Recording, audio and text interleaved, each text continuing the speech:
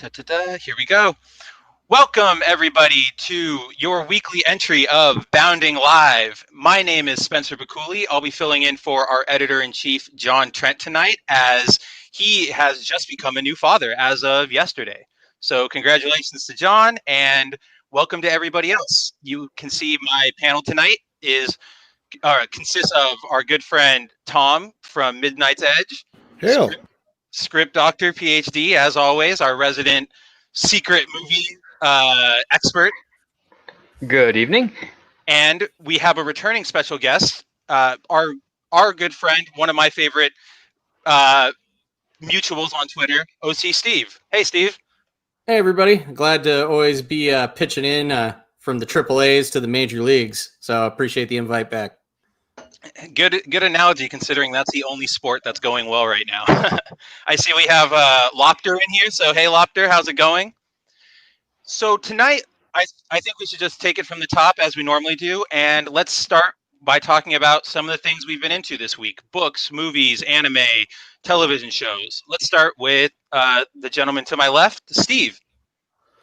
I didn't catch it when it was on YouTube Red, and I know that kind of went through its streaming battles back and forth, but it finally dropped on Netflix, and I'm checking out Cobra Kai, and I dig the narrative in that show. I thought it was a blast. I know it spawned from a whole joke from How I Met Your Mother, where they focused on the Joey Lawrence character, and the Neil Patrick Harris character went, no, you got it all wrong. Daniel Russo's a dick. So I love a whole show that was based on a joke premise on a sitcom that was taken to the nth degree, and the show by a lot of means and standards is almost better than most of the actual Karate Kid movies. And you feel for that character throughout the course of this, like, wow, Daniel Russo was a douche canoe. Well, actually, you must have missed it. There was a viral video, 4 or 5 years ago now, where it's basically that premise that Daniel was actually the bully. And I think that's more so where they got the idea, but I think they also acknowledged the joke as well. It's been a permeating thing for many years. But yeah, I love the show. I'm glad you enjoyed it. And nice to meet you, Steve. And first time with SB as well. So nice to meet both of you guys. Oh, you've been on with me before. Have Tom. I? Did I once? Okay. Yeah, Spencer, show him your old avatar. Yeah. Oh, okay. That's why. Show me the avatar. Yeah, normally my avatar is ta-da. Wait, it didn't switch. Looks the same to me. Kabuto, okay. Right? Always. I just showed up today. Gotcha. My hair was perfect today. No, just like Werewolves of London. Woo, dude, I love that song. Steve, that's awesome. I've heard great things about Cobra Kai. So, yeah, I want to check it out too now that it's on Netflix, because there was no way in hell I was going to pay YouTube any sort of money. No, I'm glad that went the way it went, and I'm almost hoping that Quibi goes the same way too, because I enjoy Reno 911, but I'm not going to pay some streaming service for something that I used to get on Comedy Central for free. Yeah, I feel like the only thing from Quibi that I've even been remotely interested in is that, and not the Anna Kendrick super feminist show or whatever they were trying to make. I don't know. That show is all kinds of problematic, where she falls in love and she's envisioning that her ex-boyfriend's sex doll is like has a personality. Huh? That just script wise fell down a flight of stairs and still keeps not dying. Yeah. Can't we just get another Reno night? Oh, go ahead, script. Was it trying to be something like Mannequin, but not? It was Mannequin with a sex doll. So there you go. But creepy. Gotcha. Yeah. They just took Mannequin a step further. Basically, can't we just get another Reno 911 movie? That's amazing. Man, the cameos in that, the Rock's character alone in that gets killed within like the first 5 seconds. Fucking hilarious. So good. You're like, okay, he's going to stick around and he's going to steal the movie, and it's just going to be about him and his exploits, and then you're like, nope, grenade. Yeah. If you have one of their book, they have like how to make money in filmmaking stuff. They actually have an outline for their sequel to that film, and it's actually them trapped on an island, and it's really funny. That could only lead to great situations. I missed that show. So, is it any good now, though, Steve? Like, is the reboot any good? It's awkward because I mean it's all the same actors and cast members like almost a decade later, but the problem is it's like, they made fun of it in It's Always Sunny in Philadelphia where they made Mac fat one season to kind of do a whole flip on it, but now it's like everybody really hasn't taken care of themselves, so it's awkward to see them in law enforcement. So it's almost become like this whole like Laurel and Hardy kind of like running shtick in the show. Like we're really out of shape, and that's like the running joke throughout every episode. The mom on Goldberg's is actually in better shape, I'd say, than she used to be. Yeah, but like most of the male leads on that show just gave up unless they're dingle. Wendy McClendon Covey, is that her name? Yeah, Wendy McClendon. Yeah, she got into great shape. Yeah, she's got the money now. I was gonna say, I wonder how much they had to pay her. Yeah, for real. She probably put it in her writer. ABC's, she wanted like a physical fitness, and ABC's like, okay, yeah, we can do that. Don't just I'm talking about how much they had to pay her now because she's in like one of the biggest shows on television to get her back to Reno 911. Honestly, I don't understand how Quibi works. That the whole concept of it just seemed like it was like a wet fart on delivery, and you're gonna do shows that are 10 minutes long, and you're gonna make me pay for it. Like, okay, I just don't see how it was like sound. Trend. It's that Hollywood trend where they keep trying to chase like internet success, but they just don't realize that it's a completely different medium. Well, they didn't. Yeah, you're right. I don't think they understand why YouTube works the way it does. Like people don't go on there to watch 10-minute shows. If they go to watch a 10-minute video, it's to watch something like us. Right. You know what I mean? They're not. If they want to see a show, they want to see a show. They're going to sit down and watch something on Netflix or whatever. Because, like, hell, it takes me 10 minutes just to sit down and get ready to watch a show. If the show's already over before I sit down, then what the hell's the point? You know, it's like I get pissed with Cobra Kai and stuff like that. Speaking of, I was like, oh, this is only 20-some minutes. I want another one. You know, I sat there and binged that whole second season on YouTube in one night. Like, I was like, holy crap. The next thing I know, it's 5 a.m. because it's 5 hours of it's gone, you know? Speaks of how good it is, yeah. Well, yeah, and there's just not that much there once you sit down and binge it. So, like, I in binge culture, like, Quibi seems like the ultimate anti. Like, it seems like a dumb idea. I don't get the whole idea that we're going to sell you on streaming tapas is essentially what it is. You're used to going to a buffet where you can go, like, you know, Netflix is your KFC buffet that's like a unicorn in itself where you can just get unlimited amounts, copious amounts of food, whether it's good or bad for you. But now I'm going to pay to get healthy, like mundane snack size portions that don't really fulfill me. I don't really feel like I've gone on a journey. How can you have a character arc in 10 minutes? And the format itself doesn't lend itself, because what if I want to upload it onto my TV? There's restrictions in how visually it looks. So it's just problematic and a pain in the ass. That's what I'm saying, yeah. I like that food analogy because I think Tom has hit it right on the head when he said, you know, 10-minute videos aren't for overarching stories. They're for us to tell you that Amber Heard might come back for Aquaman 2, right? So if you look at it like food, it's not even tapas. It's almost like, you know, like you order a hamburger and they bring out the bun and the lettuce first. And then in an hour, they'll bring out the meat and the cheese next. Well, Quibi's an abbreviation for quick bites. So, yeah. It's even more than analytic. Yeah. I mean, it would almost be like, it'd be like somebody like going and bringing you overnight aired Chicago deep one dish nugget pizza, at a time, and they literally bring you bagel bites from AM PM, and they promise you pizza. Oh no! If you take a look into the guy who founded, if you take a look into the history of the guy who founded Quibi, he's actually failed a lot.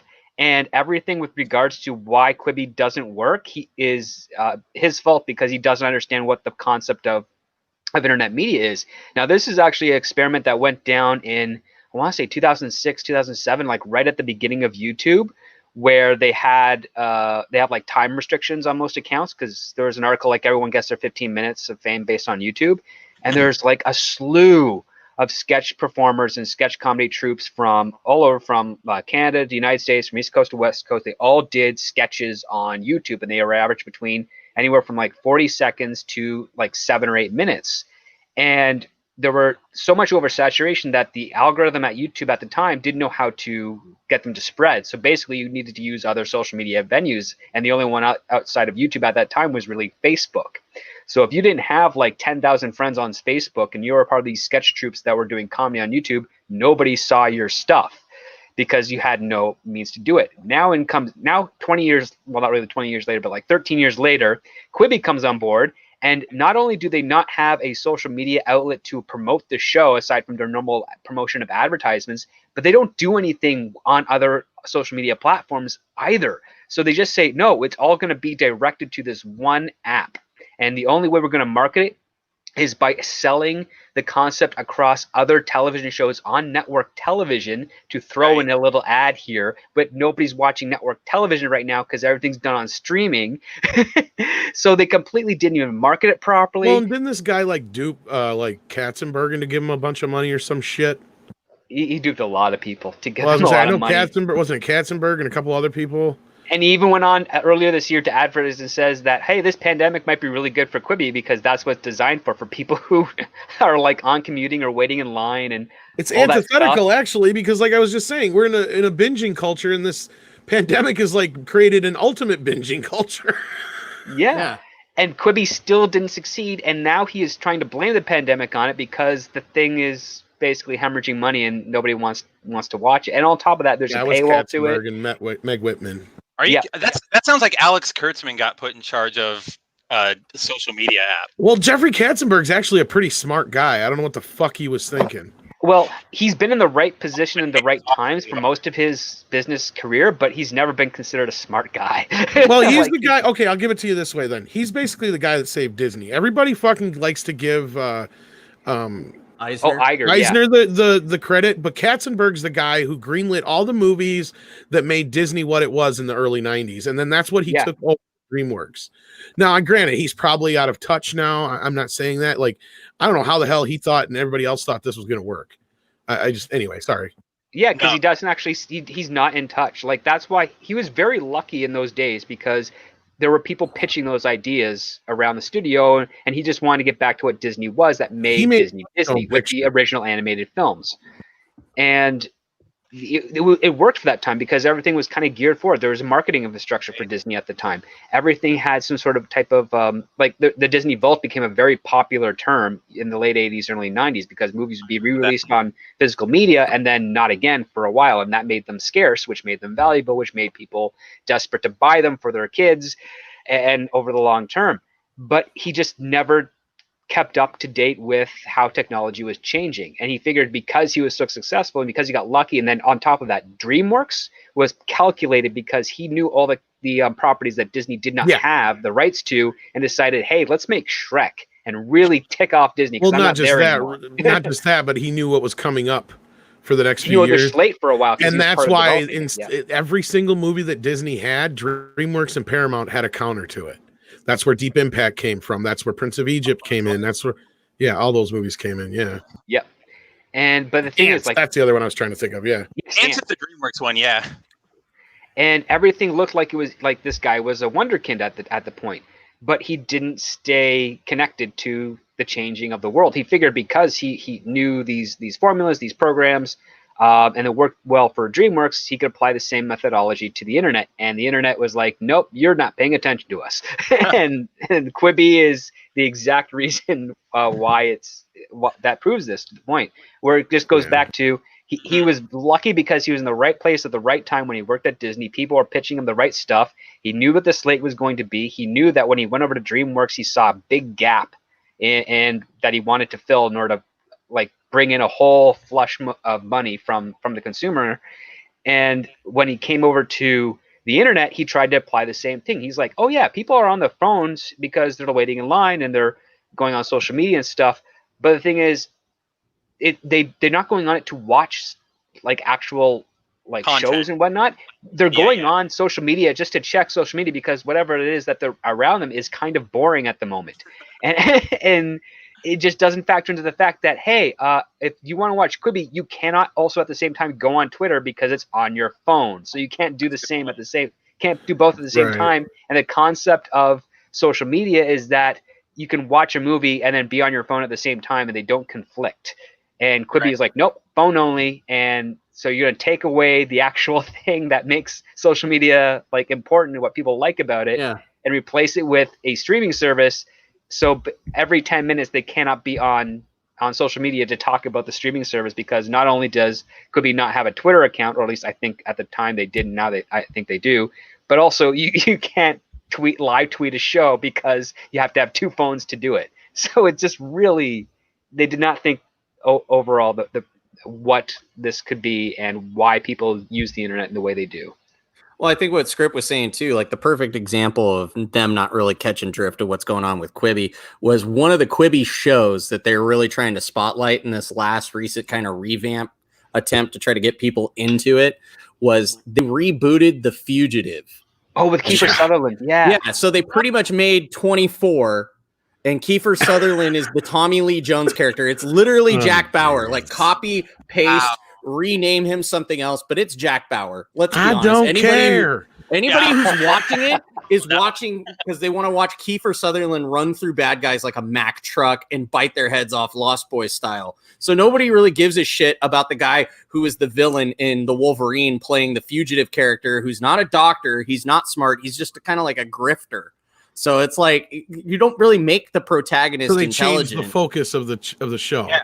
So they don't even have the one-armed man gimmick in that? Or? I was gonna say, so in other words, it's U.S. Marshals, the TV show, not the Fugitive. Exactly. Yeah, so the essential premise of it is that he's a con artist that is at a terrorist event, and they placate him as the bad guy. So now he's on the run to try to prove that he wasn't the terrorist and stop another terrorist attack. But now Kiefer Sutherland is literally being Jack Bauer. Yeah, that is literally Jack Bauer. I'm pretty sure that's the plot for season 2. Like that's and he's screaming like Jack Bauer. He's not trying to be a different character. It's like, okay, don't pull the wool over our eyes. Everybody knows that this is Jack Bauer. This is what Kiefer Sutherland's known for. There's a couple handful of things that Kiefer Sutherland's known for. He's known for being a young gun. He's known for being a vampire in Santa Carla. And if you're a terrorist, you're about to get your ass beat by Jack Bauer. Yeah. And he can open and transubstantiate portals in the greater Los Angeles area and get from Magic Mountain to Santa Carla to wherever magical point. The whole premise of the transportation in that show made no sense if you live in Southern California. Right. Okay, because here's my other thing with that is let's be real here. The only reason U.S. Marshals worked at all was Tommy Lee Jones and the rest of the cast came back except for Harrison Ford. That's the only reason that movie worked. Yeah. And it's because people loved Tommy Lee Jones's version of that character. And again, like you guys are saying, why even make the show if that's the case? Just make another cop show with Kiefer Sutherland if that's what you want to do. There is also another fugitive show, I think, with Tim Daly for. There's been a couple years. now, hasn't there? There's been a few. Because they tried right after the movie came out again too. I want to say, and then there was another one a couple years ago, I think. But what got me was like, okay, I'm watching this trailer and they're not really alluding to anything and they don't really mention the Harrison Ford character. But then right at the end, they slam you hard as hell with the old school fugitive look, like the icon, the logo from the 1970s. And you're like, this is the Fugitive? Oh, man, it's another reboot TV show like that shitty Magnum PI or that failed MacGyver attempt. Well, MacGyver, I think, went on for 5 seasons. So, it was just really, that was Hawaii 5-0 went way too long too. Yeah. Hawaii 5-0. Like Peter Lenkov, who started that whole thing, because he's part of he's associated with Kurtzman and Co.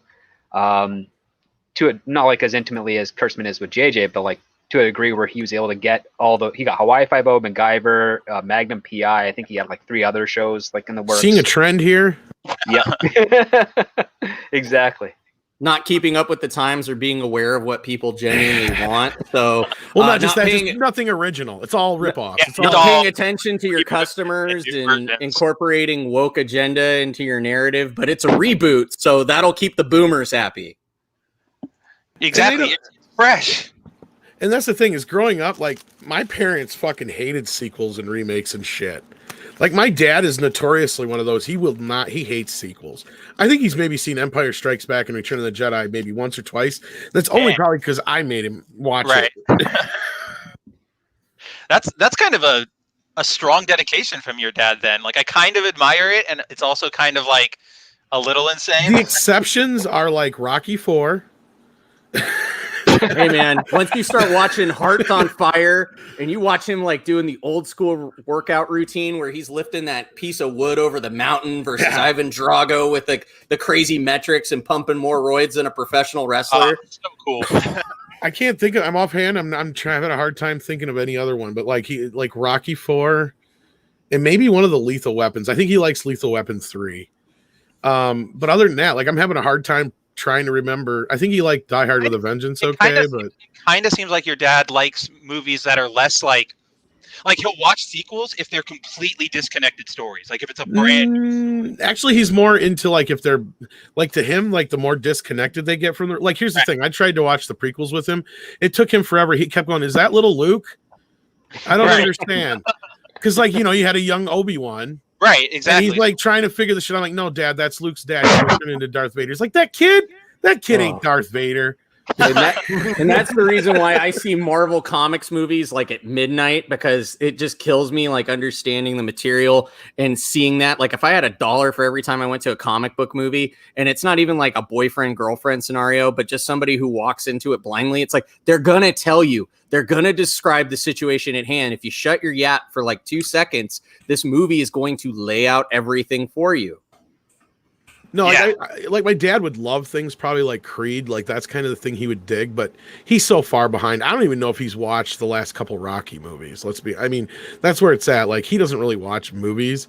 And I used to make him sit down and watch movies. But like, you know, he'll never watch, like he'd watch Revenge of the Nerds, wouldn't watch Revenge of the Nerds 2, hated that. You know, he hated the sequels, never cared for the sequels. The only time he ever went to see a sequel in the theater was Ghostbusters 2, and he hated it. Wow. He's like, well, this is the same thing as the first one. Glad you liked it. Because my dad never really went to movies. So like it was very rare. Like in the last few years, he's maybe seen he saw Ghostbusters 2 in the theaters, Dances with Wolves, and Jurassic Park. And I think Jurassic Park is the last time he's been to a theater.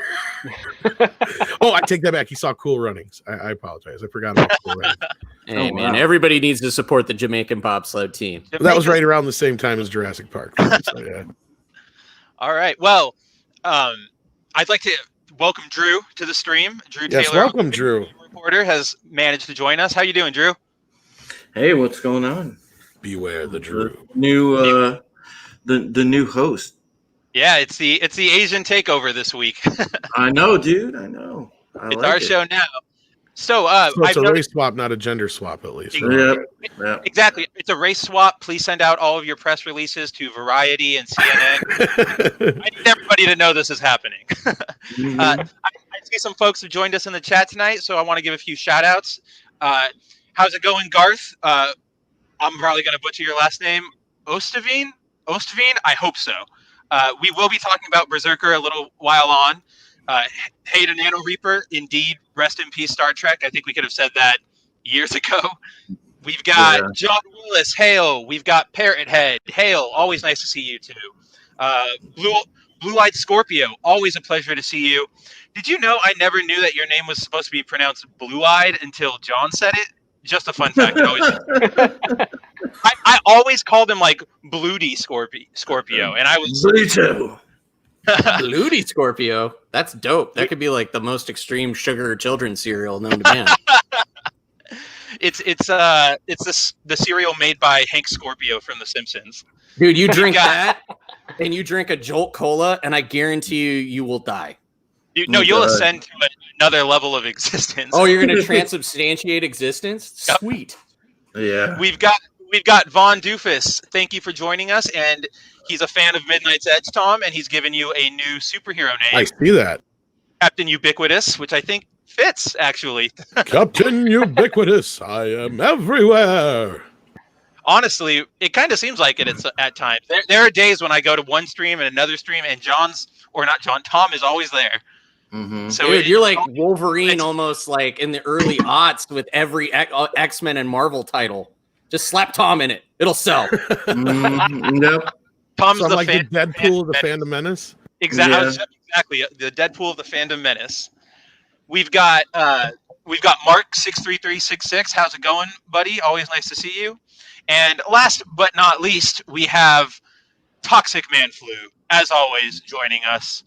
So beware his comments, Drew. Mm-hmm. So, go ahead. Oh no, I was just saying, it's funny. Like, I even remember the time Tom wound up on Pegasus Actual, and it was funny because, like, like he knew nothing about what we were talking about, but he just like went with it the whole time. I was like, yeah, I nice. had no clue. I never watched the show. It's like almost like Arnold Schwarzenegger in the Conan the Barbarian commentary with Dilo De Laurentiis, where like Dilo De Laurentiis is literally dragging that whole thing, and he's like, "Yeah, it's good." Oh, Yeah, the scene is when I got to roll around with the naked lady. That was lots of fun. Yeah. Watch this. I love the cinematography here. It looks amazing on my muscles. See, this was a great That shot, was the whole Arnold. commentary. Yeah, we Not put the kidding. camel, and we positioned the camel really well, knowing that Arnold was going to punch the camel. Right, Yeah, I Arnold? punched the camel right in the head. Arnold John there. We've got Deviant Porg. Nice to see you, buddy. Hey, what's going on, Porg and Raquel? Yeah. How's it going? Man. Speaking of Pegasus Actual, like big shout out to her, the heart and soul of our programs. He always has been. So Always very entertaining on Pegasus Actual, which everybody should check out, even when Tom's not on it. I've only been on there once. If I ever watch the show, they'll be done making the show. It was the Emmy-nominated episode was the one where Tom showed up. So we went through what Steve's been up to this week. Now the order is a little jumbled now that Drew joined, but let's go with Script Doctor. What have you been enjoying this week? Well, I got my hands on a couple of pulp novels from the Shadow by Grant Maxwell, so I'm going to be checking those out pretty soon. I got the first 3 books, and last night I saw Tenet, and I think a lot of people are going to enjoy it. It wasn't my cup of tea, but it's definitely going to be something that a lot of people are going to watch and enjoy. So, I mean, I've got my thoughts about that, but I'm going to save it until the movie actually fully releases, I guess, in the United States, which is tomorrow, if I'm not mistaken, is Sunday. when it premieres in the majority of the country. And I think a few weeks, California is going to follow a few weeks after because they're really behind over there. Yeah. And that's pretty much it. I don't want to get into spoiler talks on Tenet yet, but there are a couple of reviews out there, non-spoilery reviews. The Critical Drinker's got one. Mr. H has got one, so go check those guys out. Get a little familiar with it if you have your reservations. But I think if you're an average moviegoer, you're going to get a real kick out of the cool stuff. And it's also one of the few tentpole films that doesn't have much of any CGI special effects in it. Wow. They're mostly all practical effects, yeah. I was going to ask you, what was your take on that whole idea when Robert Pattinson had to like dodge from set and create some smoke screen so he could go audition for the Batman? You know, Really? like who the hell thought like Christopher Nolan wouldn't be in the loop about who would be the next Batman? I know he's like distant from the actual Batman franchise and DC at large, but he really wouldn't get any whispers from people he knew. You know he's gonna have that friend who's gonna, be on the production and text him like, "Hey man, we're doing Batman today. Guess what we're doing?" Like, guess what we're Robert Pattinson didn't actually really audition for Batman. He already had the role, but he was brought in to read with a couple of other actors that auditioned. So he's just kind of like blurring the lines there, making it look like he had to fight for the role, which is actually not the case. But he was pretty much already done shooting by the time I think they even were considering doing the bringing him in for Batman, because they shot this. They were already finished principal photography and any reshoots they needed to do long before the pandemic hit, because that's just how Nolan works. He usually tries to spend a good 7 months editing. So. And he also works with an editing house in London while he's at home in California. So he's already used to that type of Batman schedule communication. Well, yeah, he's used to that type of communication, especially for the last like 3 big films that he did, like Inception, Interstellar, and Dunkirk. Like he was all like living in California while they're being edited overseas, and he was just corresponding with them via the internet. So that's old hat for him. So he's set up perfectly to thrive in this pandemic. He is. I mean, one of the issues that I have with Christopher Nolan is that his movies are more about the stuff he's accomplished as a director making the movies than the story themselves. It's all about him. He's basically a 2.0, a J.J. Abrams 2.0. It's just that he's better with character and with set pieces, and J.J. is just like throwing whatever he can out there that he thinks is cool. Doesn't try to make it work together with everything else. Yeah. Nolan's like, I at least have a point why I'm doing this. I'm going to make it fun, even though he doesn't know anything about bullets and how guns work, because You just watch his movies and you're like, that's not how that works. And two, he so desperately wants to make a James Bond film that he pretty much tries to make every movie he makes something James Bond-ish. Then why doesn't he just make one? Yeah, right. The Broccoli Company has no interest in using him as of yet because they liked what was going on with the Daniel Craig series, and Nolan is not a fan of the Daniel Craig series. So I think that's where the issue is. But now that this is Daniel Craig's last movie, and Bond is definitely going to need some injection of fresh blood and more classic approach, I say just give Nolan a damn Bond movie to get it out of his system. So maybe Nolan will finally start giving us something that's not Bond-like with other genres. Well, because I've been hearing some mixed reactions to Tenet. I'm possibly going to see it this weekend, but I've enjoyed most of his movies, so I don't know. Christopher Nolan's films are a textbook. I didn't like the end of Interstellar. Well, the textbook examples of flash in the pan. They're really good, really hot for that instant, and then you just kind of forget about them because here's the other part too. Nolan's got all this popularity as a director, but he has done nothing to change how we make or watch films.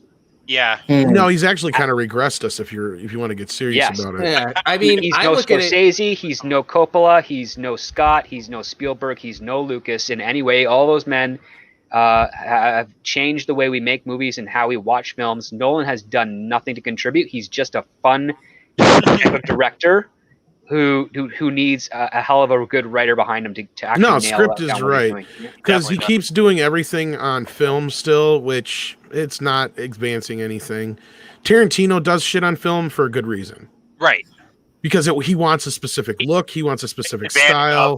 He's an upgrade of Abrams. He's superior to Abrams, but they come at movies with like kind of the same approach, but Nolan has more about actual love and understanding of the stuff that he wants to pay homage to, and J. Abrams is just looking at, hey, yeah, that's fine, I can make money off that.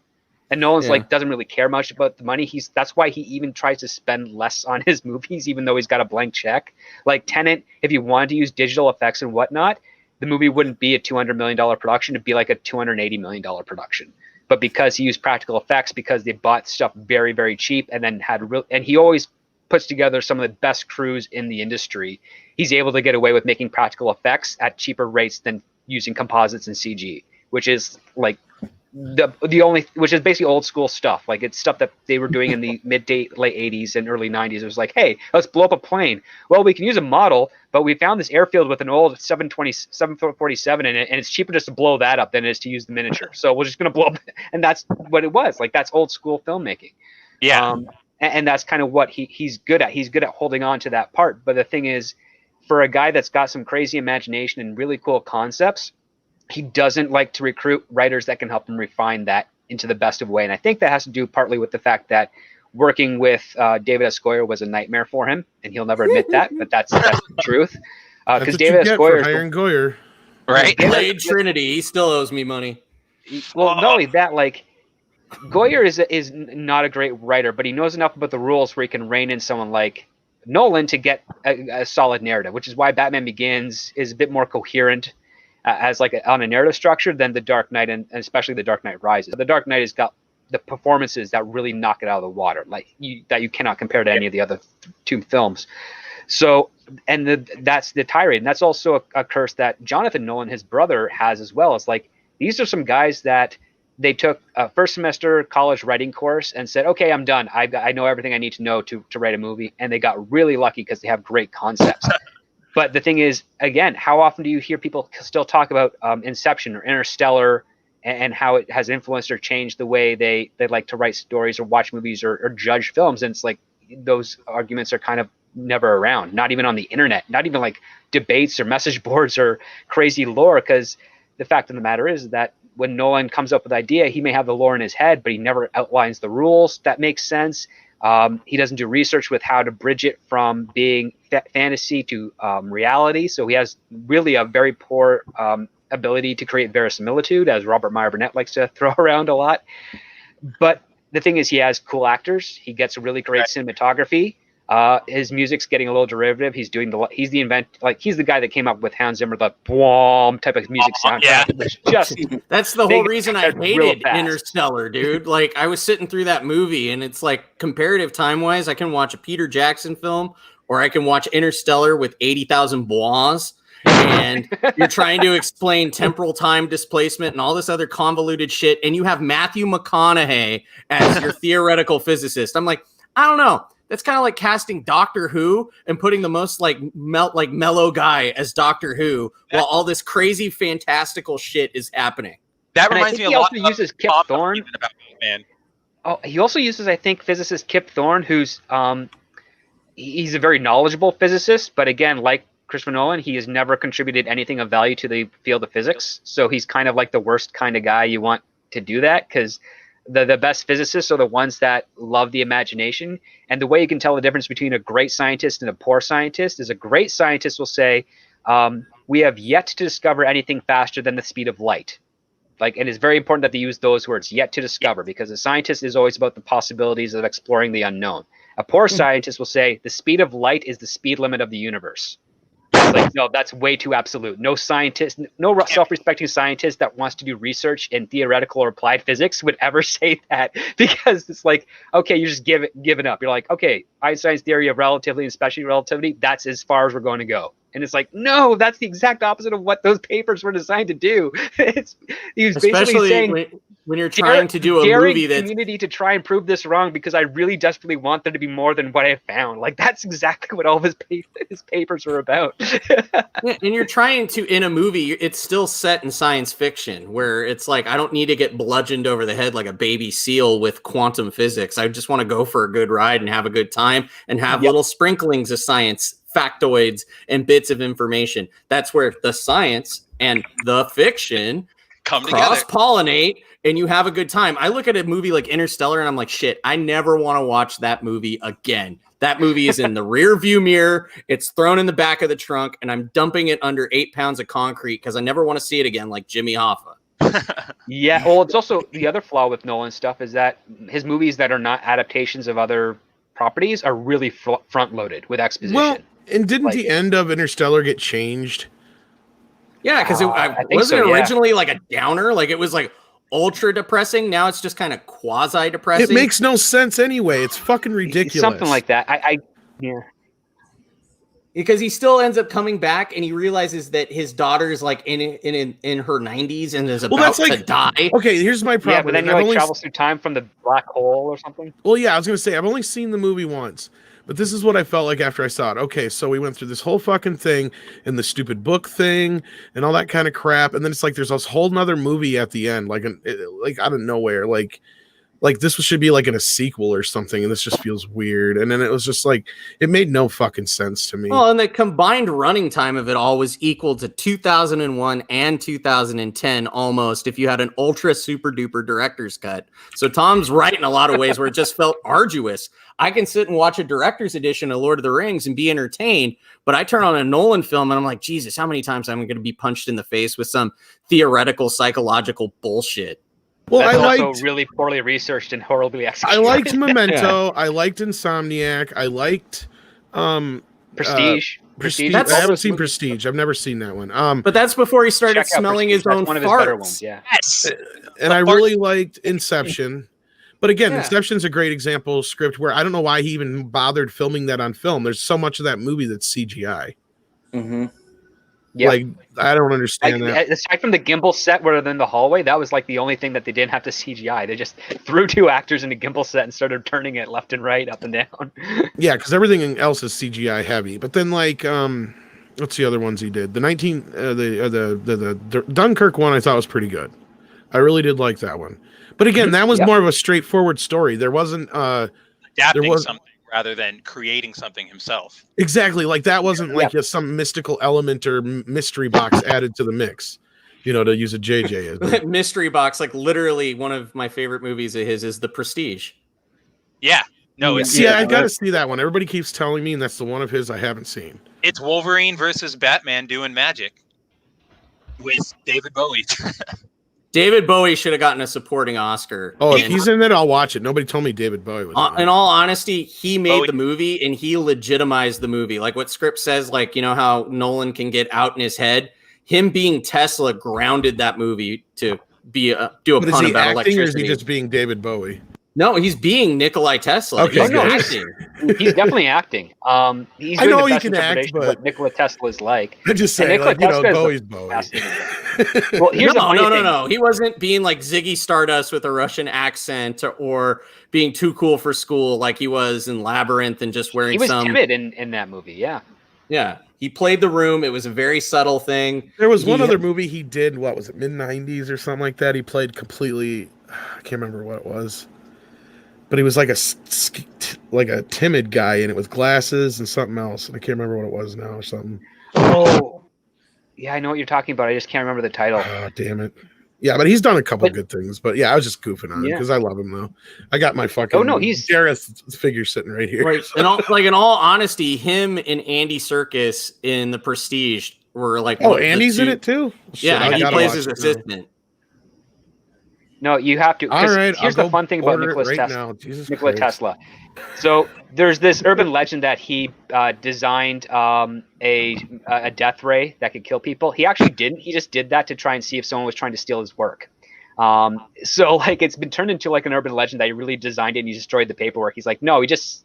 The actual truth is he said he did it just to find out who was spying on him and trying to steal his stuff. And because again, he was Incredible. very ahead of his time with a lot of with how electricity works, but the rest of the world has now caught up and surpassed him at this point in reality. But the stuff that he did come up with was quite impressive, but he really was just, he knew that Edison was trying to steal from him and other people were trying to steal from him, so he made up this great lie like, yeah, I can build a death ray. It's like, because it's the most outrageous, ridiculous thing, just to see who would break into his offices and whatnot and try and steal the idea, and they never found it because it never really existed. He just decided to put himself ahead because he knew that no one was really as creative and forth thinking with regards to electricity as he was at that time. I mean, if you look at a Tesla coil back in the day, it's hard to not imagine that thing was a goddamn death ray. Why the hell is it out of absolutely, like, print? What? Oh, Fucking really? the Prestige is out of print. Really? US. Yes, on 4K Blu-ray. Weird. Oh, come. Oh, is it a Fox movie? Not sure. No, it should be Warner Brothers. I Yeah, was gonna it's a Warner say. Brothers movie. Huh, that's weird. Yeah, all the rest of them are out because I just got a bunch of his other ones for cheap, like Inception and Interstellar, even though I don't like it, but it was like $15. So yeah, of course. 4K, why not? Interstellar, rather than a fruitcake this Christmas, give the person of wasting time to talk about a movie that pertains to time.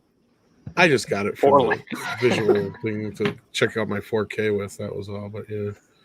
See if Walmart's got it. Pretty good title to try out that 4K on. I would say at least. That's what I'm saying. Like, I got a few of them because they were cheap. So yeah. Hey, that robot in that movie was more wonkier than half those robots that were in the movie The Black Hole. Yeah. Fucking 56 Hey, bucks. Black Hole is Yeah. classic though. No, those robots were dope as hell, but then you got the literally walking like brick boys from Gumby as a robot. Blah, Oh yeah, and then you can quantify humor, which is weird because like, how do you quantify humor? Be 20% less funny? Like that? How? What? Sorry, sounds cool, but doesn't work. Like Data couldn't even do that on Star Trek. I don't know why this is out of print already. Because usually the good stuff is.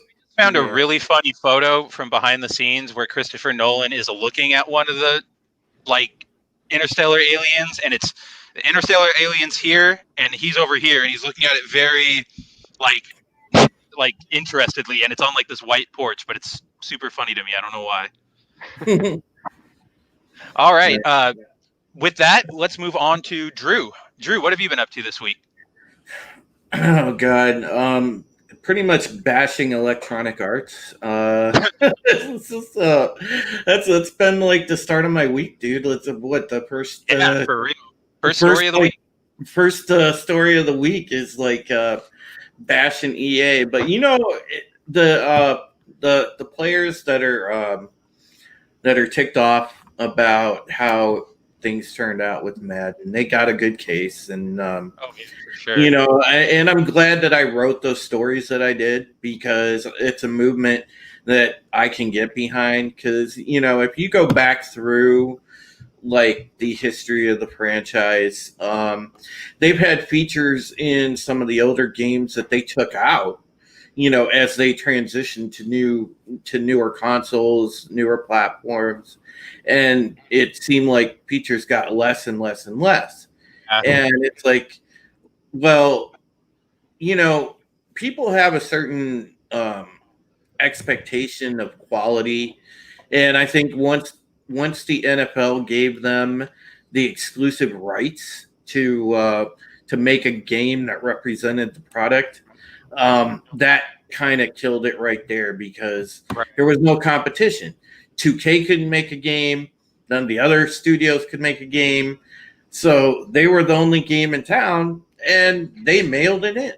So what are you gonna? Yeah, exactly. You have no other options. You have to come to us for it. So we can give you whatever we want.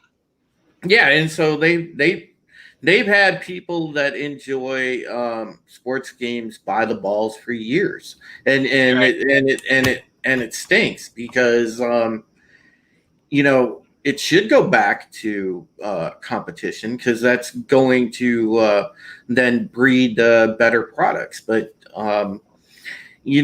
it's sad when you can go back like 12 years, look at Madden 08, and it had like, God, it was like brimming with features compared to like the 5 or 6 things that are in Madden 21, and it's just a shame. So I'm 100% on board with the fans, and I feel for them, and I hope that they do something about it.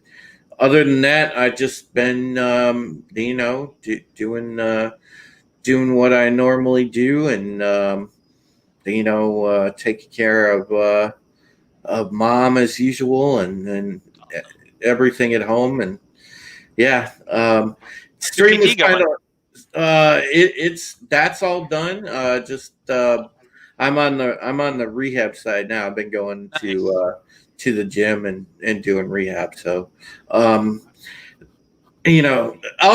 by the way, Spencer, the Dead by Daylight stream Sunday, I was all by myself. What happened?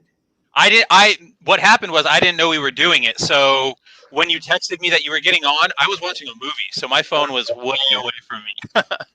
Oh man. Yeah. So yeah, I will join the next one, and we'll make sure to get John on there when he's free. If he has free time now that he's a new father. Yeah, he ain't gonna have free time for a while. I got a feeling. So that's a reminder quickly, guys and gals that are watching. We do a gaming stream on our Bounding into Comics Switch channel on Sundays. You can catch myself and Spencer will be there this coming Sunday. Yep. So yeah, we'll be playing Dead by Daylight as we always do, because it's actually pretty funny. Like when Spencer and I are both playing together, it's a good time. I love playing Survivor with you too. Yeah, we've been having a lot of fun there, so I definitely recommend Sunday nights if you guys are winding down and getting ready for your next week. Come check us out.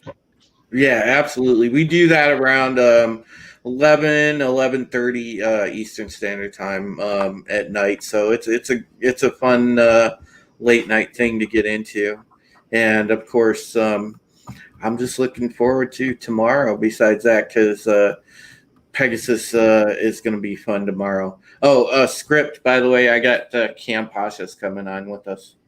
Oh, cool. Yep. That's awesome. That's awesome, Drew. Yeah, everybody should, check out the Pegasus Actual podcast, especially fans of Battlestar Galactica. But we know that anybody can kind of enjoy it. So if you guys are looking for some content, some good hosted content, check out Drew and Script Doctor on Pegasus Actual. Yeah, it's going to be awesome. We're doing Razor tomorrow, so that's going to be a treat.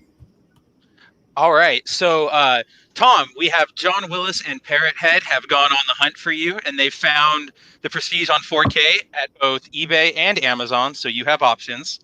Yeah, and I did. I checked out the one on Amazon, and I found one for $37 with free shipping. So thanks, guys, for that. I appreciate it. Let's start that Kickstarter, guys. $37.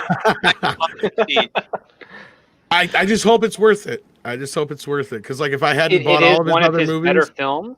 And Yeah. Prestige is also, I think, an adaptation of a short story, if I'm not mistaken. But if I hadn't no, bought all his it's other one of movies his, already, it's one of his better films. Dude, I'll put it down, hands down. If you enjoyed, Memento, or if you enjoyed some of his earlier work, it's more akin to that than the mundane dribble he's putting out now.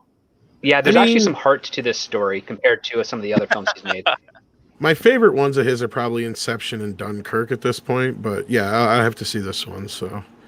Well, you got Hugh Jackman and Christian Bale playing off each other, right? Well, you guys have sold me on it. Like I said, And I mean, $40 Michael on it, Caine's so. in it too. So I mean, you Well, got Scarlett that Johansson. Batman. Johansson's in it. Everybody's in it. Yeah. All right. With that, we will move on to Tom. Tom, what have you been up to this week aside from taking down the Prestige? Gosh, this has been one hell of a week. We had a wonderful, wonderful Windows update that has been so nice to my editing program and my folders and everything else.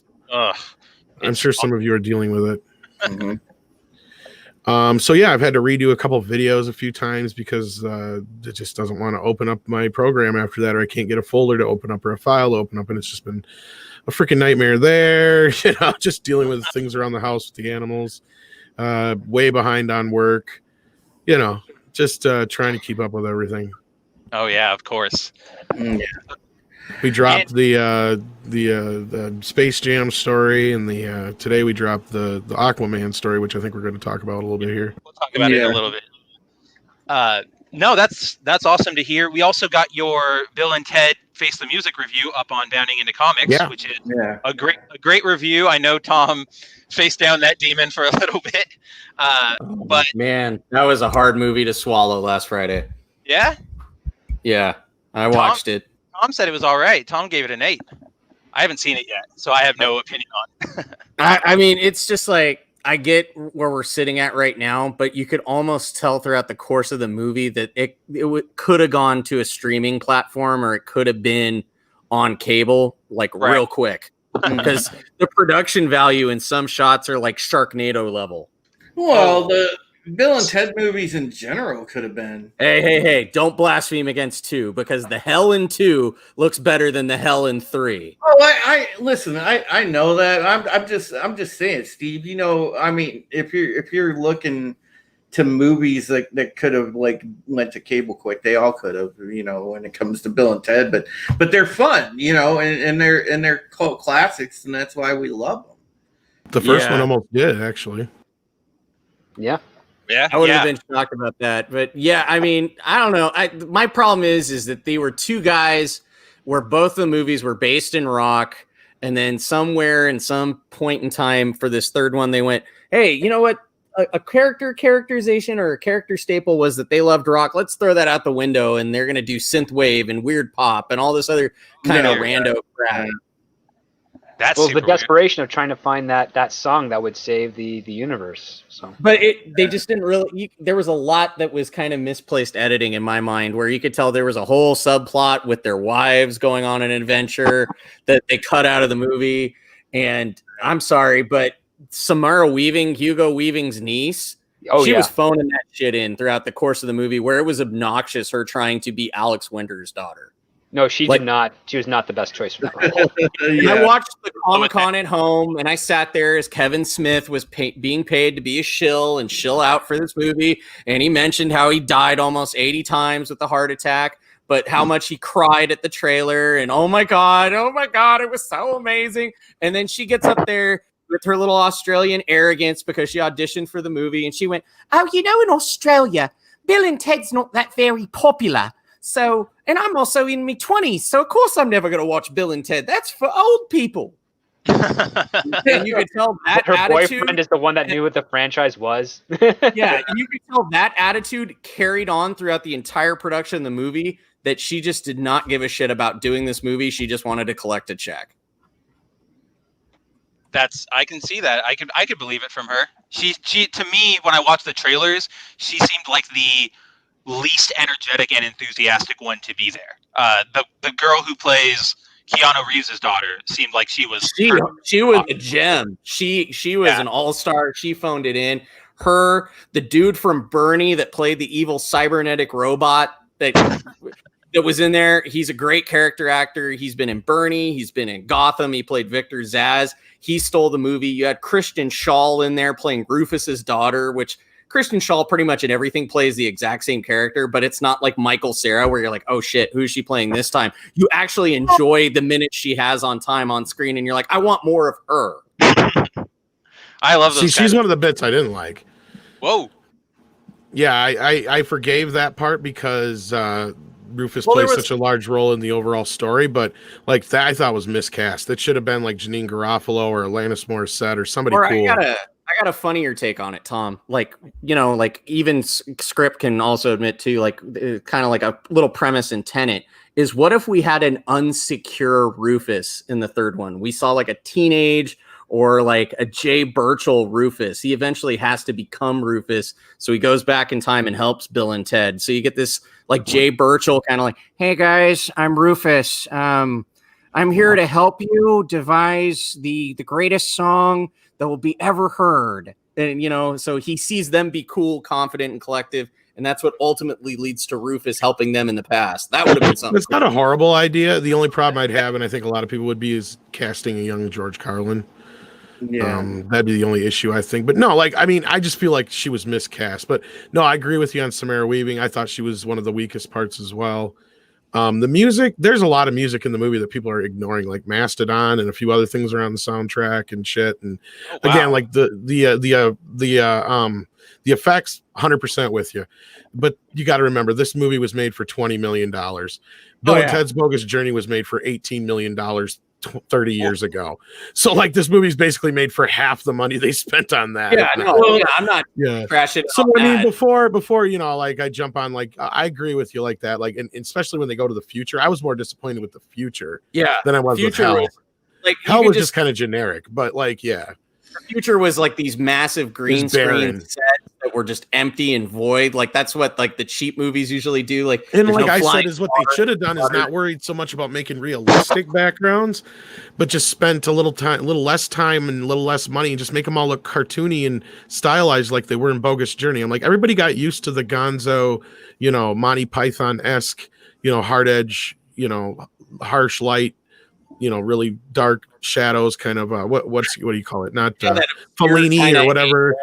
Yeah, like the French and the Dutch angles and all that kind of the French expressionist kind of Burton-esque. Yeah. And like if they would have just kind of gone with that instead, and it would have been cheaper, I think, probably to have somebody sit down and do that in a computer than try to make some realistic looking background like they did. And I mean, even if you look at it, the future in the first film, it's barren as fuck. They just go. It's all grayscale. It's all they go to one room. They go to one room, and that's all you see. And then in the second film, that's when you see everything kind of open up. And I think that's kind of they were trying to get the same, because I think they filmed like because where they filmed the second film was this like water plant in California. So like the school and all that shit you see from the outside is like this futuristic looking water plant, and they tried to simulate that inside. It looked like here. Like if you look at the way the walls are, it looks just like that kind of a building. It's like, don't do that. Just do what you did in the first film. So I agree on that. Like play it straight. Our disbelief was already suspended. You don't need to do it again. Well, and Bill and Ted's not about the effects. So I mean, like I can, you know, overlook that a little bit more. But like I understand where some people are like, oh, the green screen looks like shit, because there is some real shit green screen in this movie. And the one thing that got me was like, okay, in the second movie, we've been to heaven, we've been to hell. What would have been cool was to go to purgatory. Yeah. And make a bunch of purgatory jokes. Like, no, literally, it is a gray space, like some generic, like Drew Carey guy welcomes to purgatory, and Bill and Ted's happy to be in purgatory because they don't have the weight of making the song on their shoulders. But but it's hell for everybody else. Like, you know, there's elevator music, everything's bland. You could just do a bunch of purgatory jokes.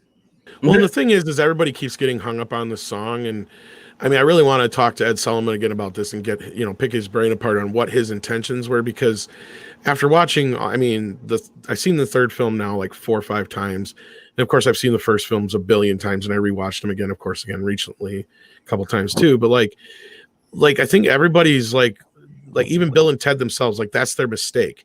Like that was where you were saying, like, because that song they created in the beginning at the wedding, like there's a lot of people who know a lot about music. They're like, oh, that was actually some really intense experimental shit and the type of music that they use and what they did to make, like all that stuff. Like, so like what that tells me, and I think people are overlooking it because they hear it and they're like, oh, that's just noise. It's like, no, if you actually listen to it, it's like what Script was saying. They have been so just obsessed with finding the sound that's going to bring everybody together. It became Brian Wilson in the Beach Boys, where he went and did Pet Sounds, and it drove him fucking crazy. So they've gotten down this tunnel vision, and their daughters and their wives both know that they've got this weight on their shoulders that nobody should have. These kids were basically told, like at the same age Jesus was, that they're going to basically save the entire world and galaxy and universe and all that kind of stuff. And if you listen, and if you listen to what George Carlin tells them at the very end of the first film, it syncs up exactly with what happens. He says, your music is the basis for our future society, which it is. And your music will align the planets into harmony, allowing for communication with all other forms of life. So what we're seeing in this moment here is that moment. They got hung up on the song. It's not about the song. It's just about enjoying the music. Yeah, but he really meant rock and metal, damn it. And as soon as they stopped having the rock and metal band cameos in the movie, I agree. Like, I mean, we did get what's his face from David Grohl, and I mean the soundtrack does have a lot more rockier tracks that if you're not paying attention, they're in the movie, especially like when the dad goes to hell. That's what I think the Mastodon song is playing and shit. Yeah. It's like this Rufus Lives is the name of it. Like, yeah. Well, Tom, we didn't have the money to get a bunch of musicians to do a really kick-ass soundtrack, but it would have been cool if they did. Yeah, you can always get Weezer for the nostalgia purposes, which, Rivers Cuomo for a ham sandwich and a Coke and $1.50 will do a song on your soundtrack. Well, that's the greatest song on there. Yeah. But yeah, I would have figured they would have had like somebody show up from like Metallica or one of the big four, It would have been nice. And like Script and I brought up, it'd been cool if David Lee Roth or Eddie Van Halen would have showed up. It's kind of a nod. And even with Rufus, like I said, all you really do need to do with him, like the one part they're missing is at the end, he should have just nodded at him, said, I knew you boys could do it, and then just walk into the phone booth that they were using and take it back to the future. Like, yeah, I would be fine with anybody from Metallica besides Lars Ulrich. Yeah, well, it'd probably been Dave Mustaine because Megadeth was on the second one. That would have been cool, like something like that. Yeah, but you gotta have like Dave Mustaine do Dave Mustaine's singing voice, where it's just like obnoxious, like "Hey-o, hi-yo, Bill and Ted-o, here it goes." Stallions! Oh my God, he talks like that, dude. Yeah, totally. Dave? Yeah, no, I'm just kidding. That's the joke he was getting at. Like that's the way he should talk. Yeah, it's the real me. Exactly. Yeah. Hello, Bill and Ted. And that's the other thing. People are like, there's all these retcons and stuff like that. It's like, no, not really. They address every single thing that's in the end credits of part 2. As far as the girl factor goes, I get it. I get the knee-jerk reaction to it, but they don't overtake their dads. They adore their dads.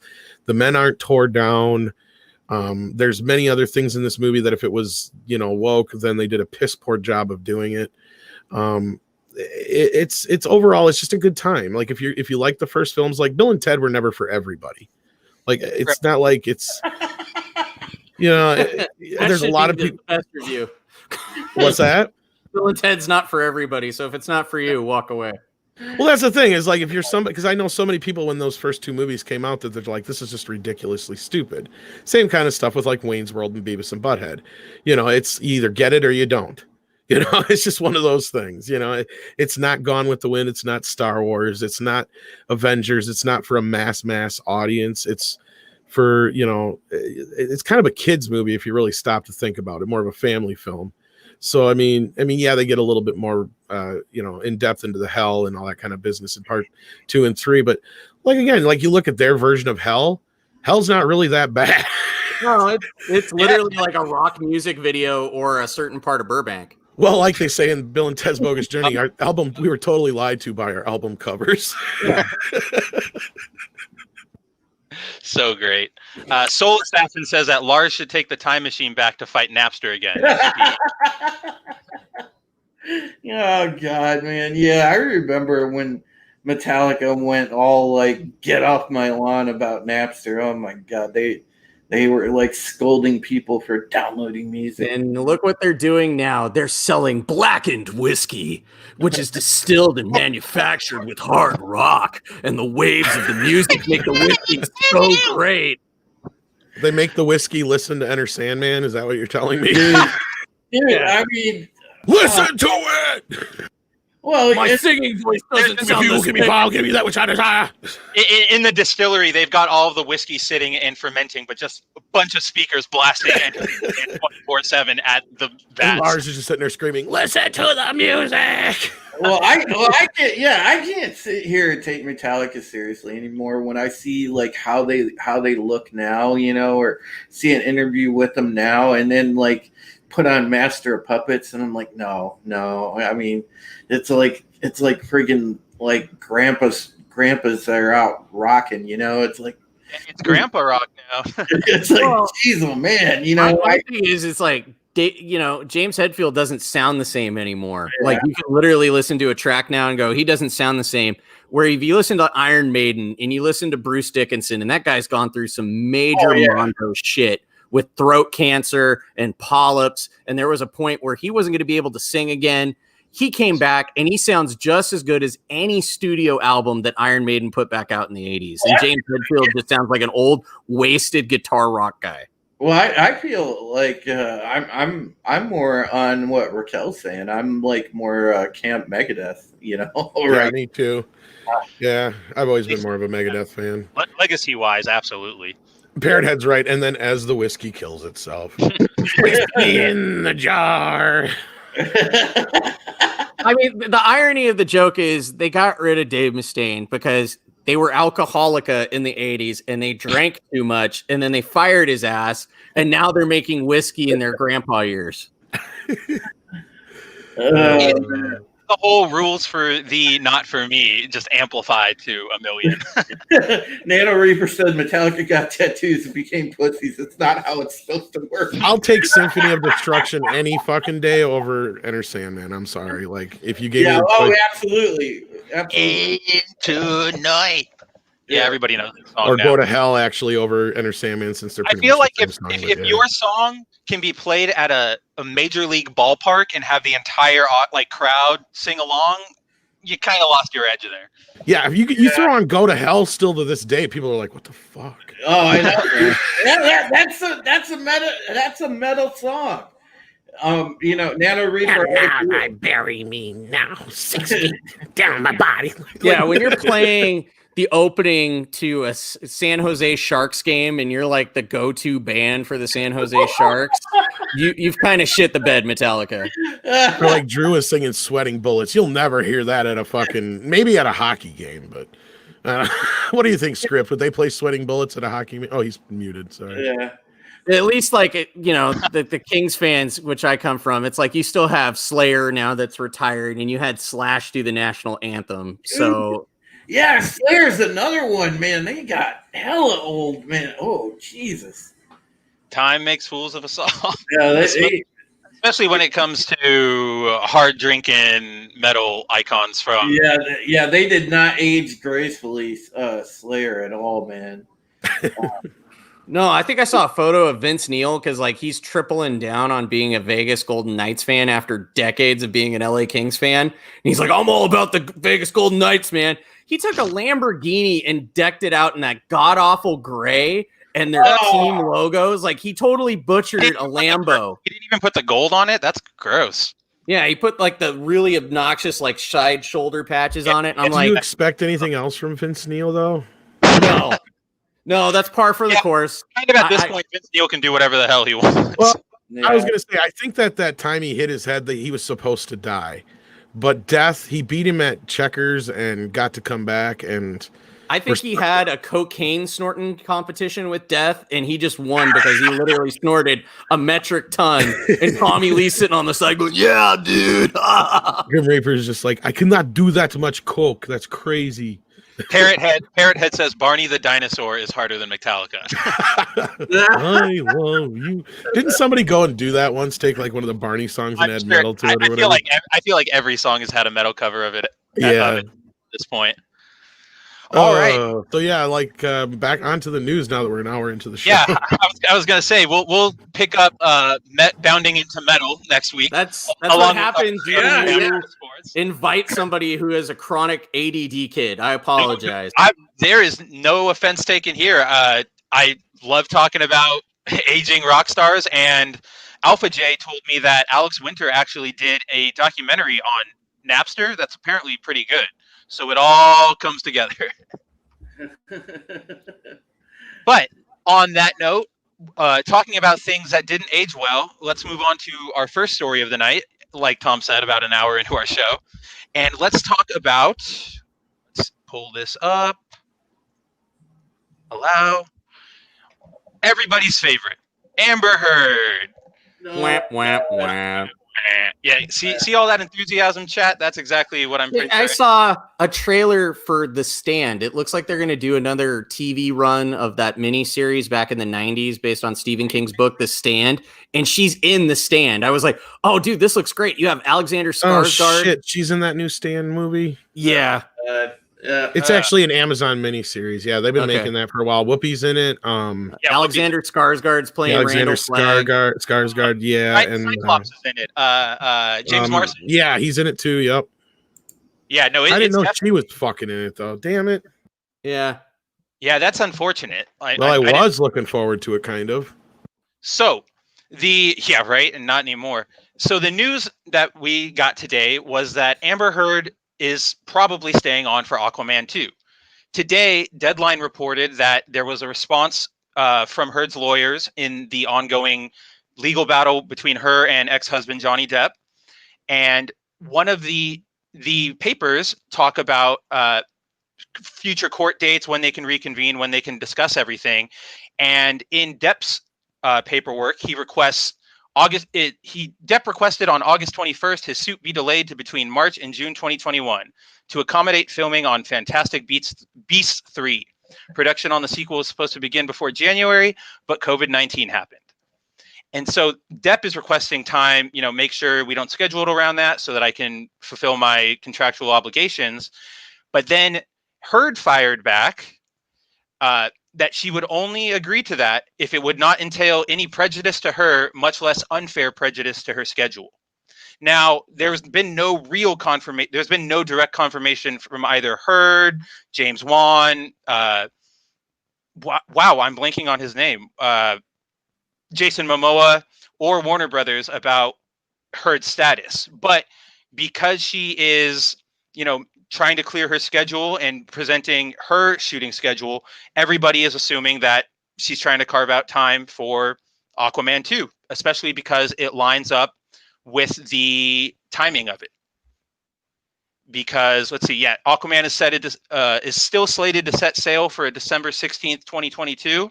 So early next year, mid-year, filming for a big sequel seems about right. So what do you guys think? Do you think Amber Heard will stay on? Do you think that because when she says, make sure it doesn't conflict with my shooting schedule, I don't really know what else she's in right now or plan to be in. I mean, I was surprised that she was in The Stand. I don't think she even said that. Wasn't this Johnny's lawyer that put the statement out? Johnny's lawyer put down the specific dates, but then Heard's lawyers also fired back with, okay, we can agree with that as long as it doesn't conflict with her shooting schedule as well. Well, the thing is the way it was worded, because when we did the video, it was kind of funnily worded.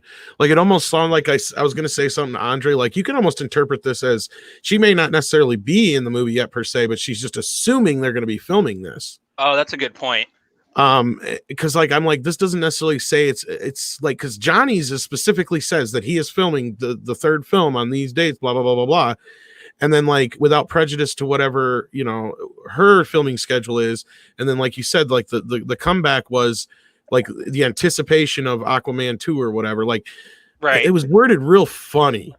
So I'm not even 100, like, because somebody asked me again today, and I'm like 99% sure, because we actually been talking about this for almost a month now. You guys have over on Midnight's Edge. Yeah, and because we heard back, and I said to Andre, like, they ain't no way they're gonna bring her back, and he's like, that's what we keep hearing, and Mikey Sutton backed it up, and well, Mark 63366 brings up a good point. They didn't drop Ezra Flash, they won't drop Amber Turd. No, yeah, probably that not. doesn't mean to what capacity they could use her. Like they could always do like Deep Blue Sea, a shark eater.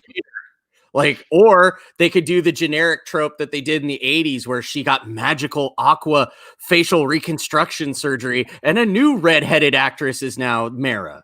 Or you do what I said they were going to do, is just not have her in the movie and just be like, when they ask about, oh, she just wasn't part of the story. The whatchamacallit, the Natalie They're going to do a Jane Foster. She's studying cosmic space exactly stuff. Like, I mean, really, is she that important to the story or not? I don't know. I thought Aquaman was okay. I don't think I wasn't a big fan of Aquaman.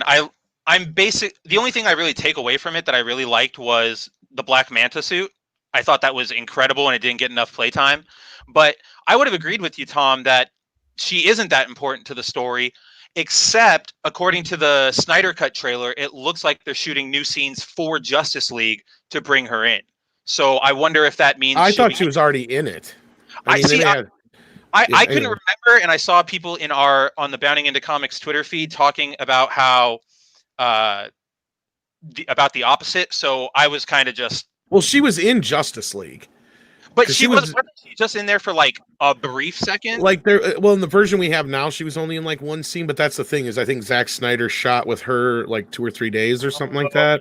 You're right. I totally forgot about that. And yeah, so like that's the whole thing with the Snyder Cut, is anything that's supposed to be in this new Snyder Cut was nothing. None of it was shot by Joss Whedon. This is all the stuff that was shot before he got involved. And I know like there's like so many special effects that need to get done, and the price keeps going up and up and up. And the rumors I heard, or at least I don't even know if this is a rumor, because I think Zach said it himself. There's like 2 or 3 scenes he needs to finish. Like, so I don't know if that entails bringing back. I think it was the whole scene where she's going to give Aquaman his armor when they go into battle is like the whole thing. And I think that's the scene that's in Justice League now, isn't it? That's basically, she's like in 2 scenes, I think. She's like in one scene where they talk, and then like he goes down to the thing. I've only seen the movie once, so I'm trying to remember. It's been 3 years. That would probably be an extended cut of him getting the armor that would probably try to tie into Aquaman. I think so, because that's all I remember. She's like, she talks to him on land in one bit in Justice League, and then he goes back down underwater, and she's there, I think, when he gets the outfit, if I remember right, because that's when he puts on the armor or whatever. Because that's in Joss Whedon's Justice League. That's the thing. Right. The story's basically the same story. Joss's version is just compressed and added jokes. Like apparently, she fights Steppenwolf. Yeah, and Steppenwolf's got a bit more to do, and I think we actually get to see Darkseid and stuff like that. But I don't know how much proactive Darkseid is going to be in this version. Proactive Darkseid. That's a whole like coin term right there. Yeah, for real. That's basically Final Crisis. Well, there you go. So, like, yeah. just adapt that. What were you going to say, Steve? No worries. No, I was saying that was probably the scene, and no matter what goes on, it just seems like that whole labor of love for the Snyder Cut is just going to be like, I hate to say it, but a lot of people have said, like, if you watch the extended edition of Batman versus Superman, yeah, you get an additional plot, you get a couple other things, but you're not missing out on a whole lot when it comes down to the editing room floor. So we might finally get his take, but I don't know how much better it's going to be from the Whedon take. I mean, he also gets 2.5 more hours, because I think the whole thing's going to be like 4 hours long. Yeah, it's his 4-hour assembly cut from before Whedon got involved is what they're working with. So this is kind of it is the Snyder Cut, but it's like an amalgamation. They're adding new bits to it too. That's the whole thing. Like they're beefing it up. Things that never would have gotten in the theatrical version are going to get into this, just so they can extend it into 4 episodes, basically. And I think in Snyder's scenes and stuff. Yeah, I think in Snyder's cut, if I understood right, it's a little more tragic, and Snyder, it's dark. I think actually, I think Cyborg died. I don't think Cyborg died. I think the spoiler was that Batman died, but yeah. It could have been Cyborg, but would anybody have really cared?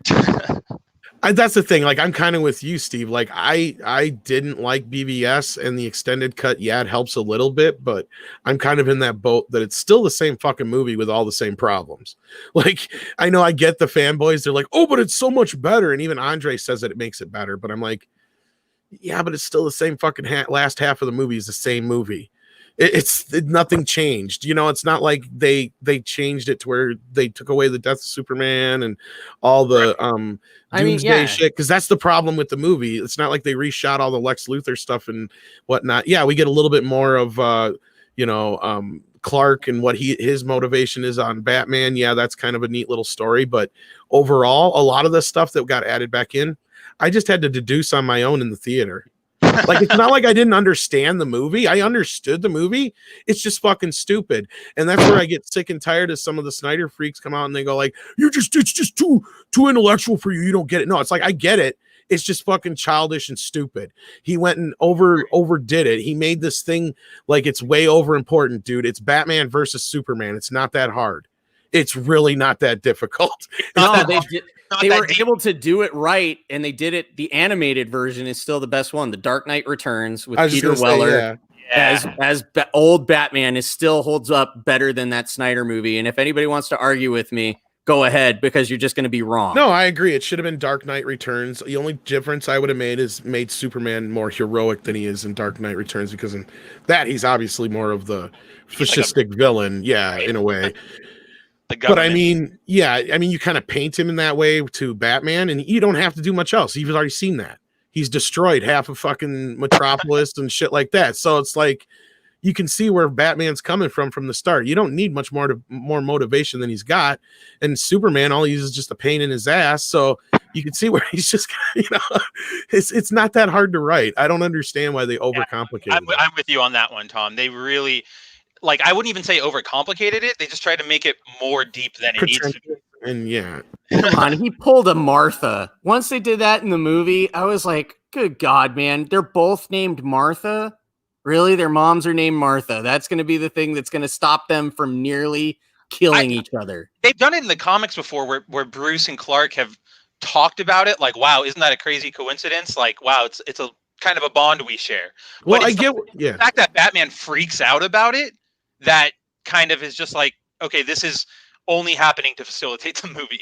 Like, it was handled poorly. Yeah, like, all you needed was a scene. Because, like, here's the thing. It's like, Superman's like, he says, we need to talk. And then he comes up and fucking pushes him. It's like, that's like, not talking, Superman. Yeah. It's like, all you had to say is, my mother Martha's in trouble. Yeah. And has been captured by Lex Luthor or whatever. And then Batman will be like, are you lying to me or whatever? Of course he's going to be at first. He's going to be. And it's the whole thing is you just got to give Batman a few minutes to wrap his head around, oh shit, even though this guy's an alien, he was raised as one of us and he's just like one of us. And he cares about his mother and all this. Like, that's what it was really about. I get it. But it's Snyder just thinking he's more clever than the audience. And I get it. I like Snyder just fine. I have nothing against him personally. It's just, it's like a Ryan Johnson or a JJ thing in that sense. It's like they think thought it would have been a funnier take for him to like have the spear and then they say Martha, and just because he's an old grizzled Batman, he just doesn't give a shit. And it's literally Lois has to get in the way or something like that. He goes, great. My mom's name was Martha too. He already had that. Boom. That was kind of the way it happened. Is she like was just screaming at him, and he's like, "Why are you saying that name?" But I wouldn't even want that. I would want to be like, it doesn't faze him from his mission, Because she shows up there, remember? And then you can have Doomsday jump in like the freaking, Kool-Aid man and start the fight. And so that's really the fight that's unfinished. And talk about characters that are misplaced all the time. Lois, Snyder does not know how to use her.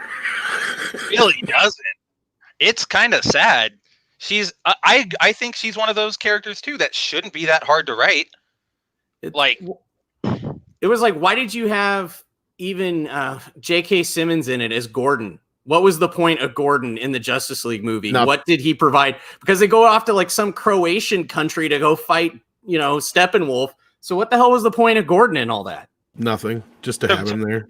To have him, just to build their universe. Because at that point in time, DC was still trying to play catch up with Marvel. They wanted that shared universe, that big crossover movie so bad, but they were impatient. So that's why they just start flinging random shit at the walls. You know, here's Batman and Superman and Wonder Woman. Here's the death of Superman and the uniting of the Justice League and the New 52 Justice League story. And like they were just throwing too much at the same time, so it all became a mess. But J.K. Simmons is crazy ripped in that role, like for no reason.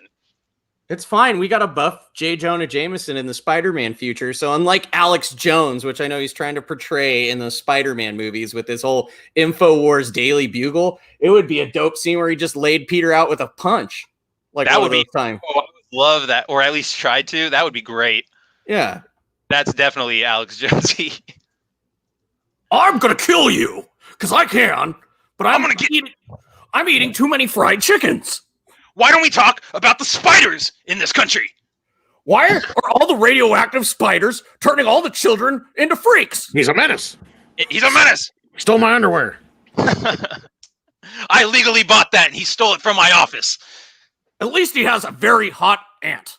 I only wore it once. Nobody brings that up enough. No, they need to bring back Ted Raimi. If they're bringing back J.K. Simmons, they need to bring him back because those guys had great comedic time. Or if not, what's the other guy that was with him? The black guy. I can't think of his name. I just know that it's Robbie. He's a great actor too, and I can't think of his name. He was in like Sister Act, a bunch of other movies. Man, he is played by Bill Nunn. Bill Nunn, that's his name. He passed away. Did he recently? Oh man. Oh, yeah. He passed away 4 years ago. Really? Wow, I didn't even know that. That's too bad. I didn't know that either. Oh wow. Did you guys see that this week the voice actor for Cyclops from the 90s? Yeah, and was it Frank Ruby died too? I think Frank Ruby too. It's been a week. Yeah, on top of course the bigger one, which was Chadwick Boseman, of course. Oh yeah, of course. And you know what? That's probably the best segue we can talk about. Let's bring up just how crappy everybody has been to Chadwick Boseman since his passing. So the first offender was share screen. Man, John must have this down to like secondhand nature. I think he has them all ready and waiting. Yeah. For some reason, it doesn't want to show. Why is this happening? Let's see. I always think it's weird in Fortnite or video games when they do tributes, because I know that they were already trying to do a whole Marvel Comics campaign right now with that's about to debut. But I don't know. It just always kind of throws me off when they try to do those tributes in video games. Ah! He's back. I hit the wrong button. What video game are we talking about? Death tributes? Fortnite is doing kind of an homage to the Black Panther and Chadwick Boseman by having that giant like obsidian or vibranium-esque panther inside Fortnite because they're doing a whole Marvel campaign. And I'm like, I don't know. I mean, it's at the end of the day, it's a kid's game too. So, it's kind of like a mixed bag. I understand why they're doing it and it's a nice homage, but somehow it's in video games, it always seems kind of cheap.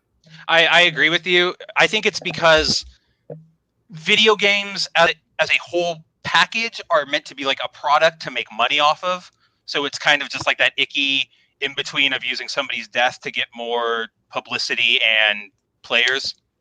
Because they've done it before, like in the Star Trek Online game, and like when Leonard Nimoy passed away, they had like this whole like Spock event, but they made an event. So it feels like you're taking away from somebody's memory and tribute and legacy, and like you're trying to monetize it or you're trying to make it like less significant in some way.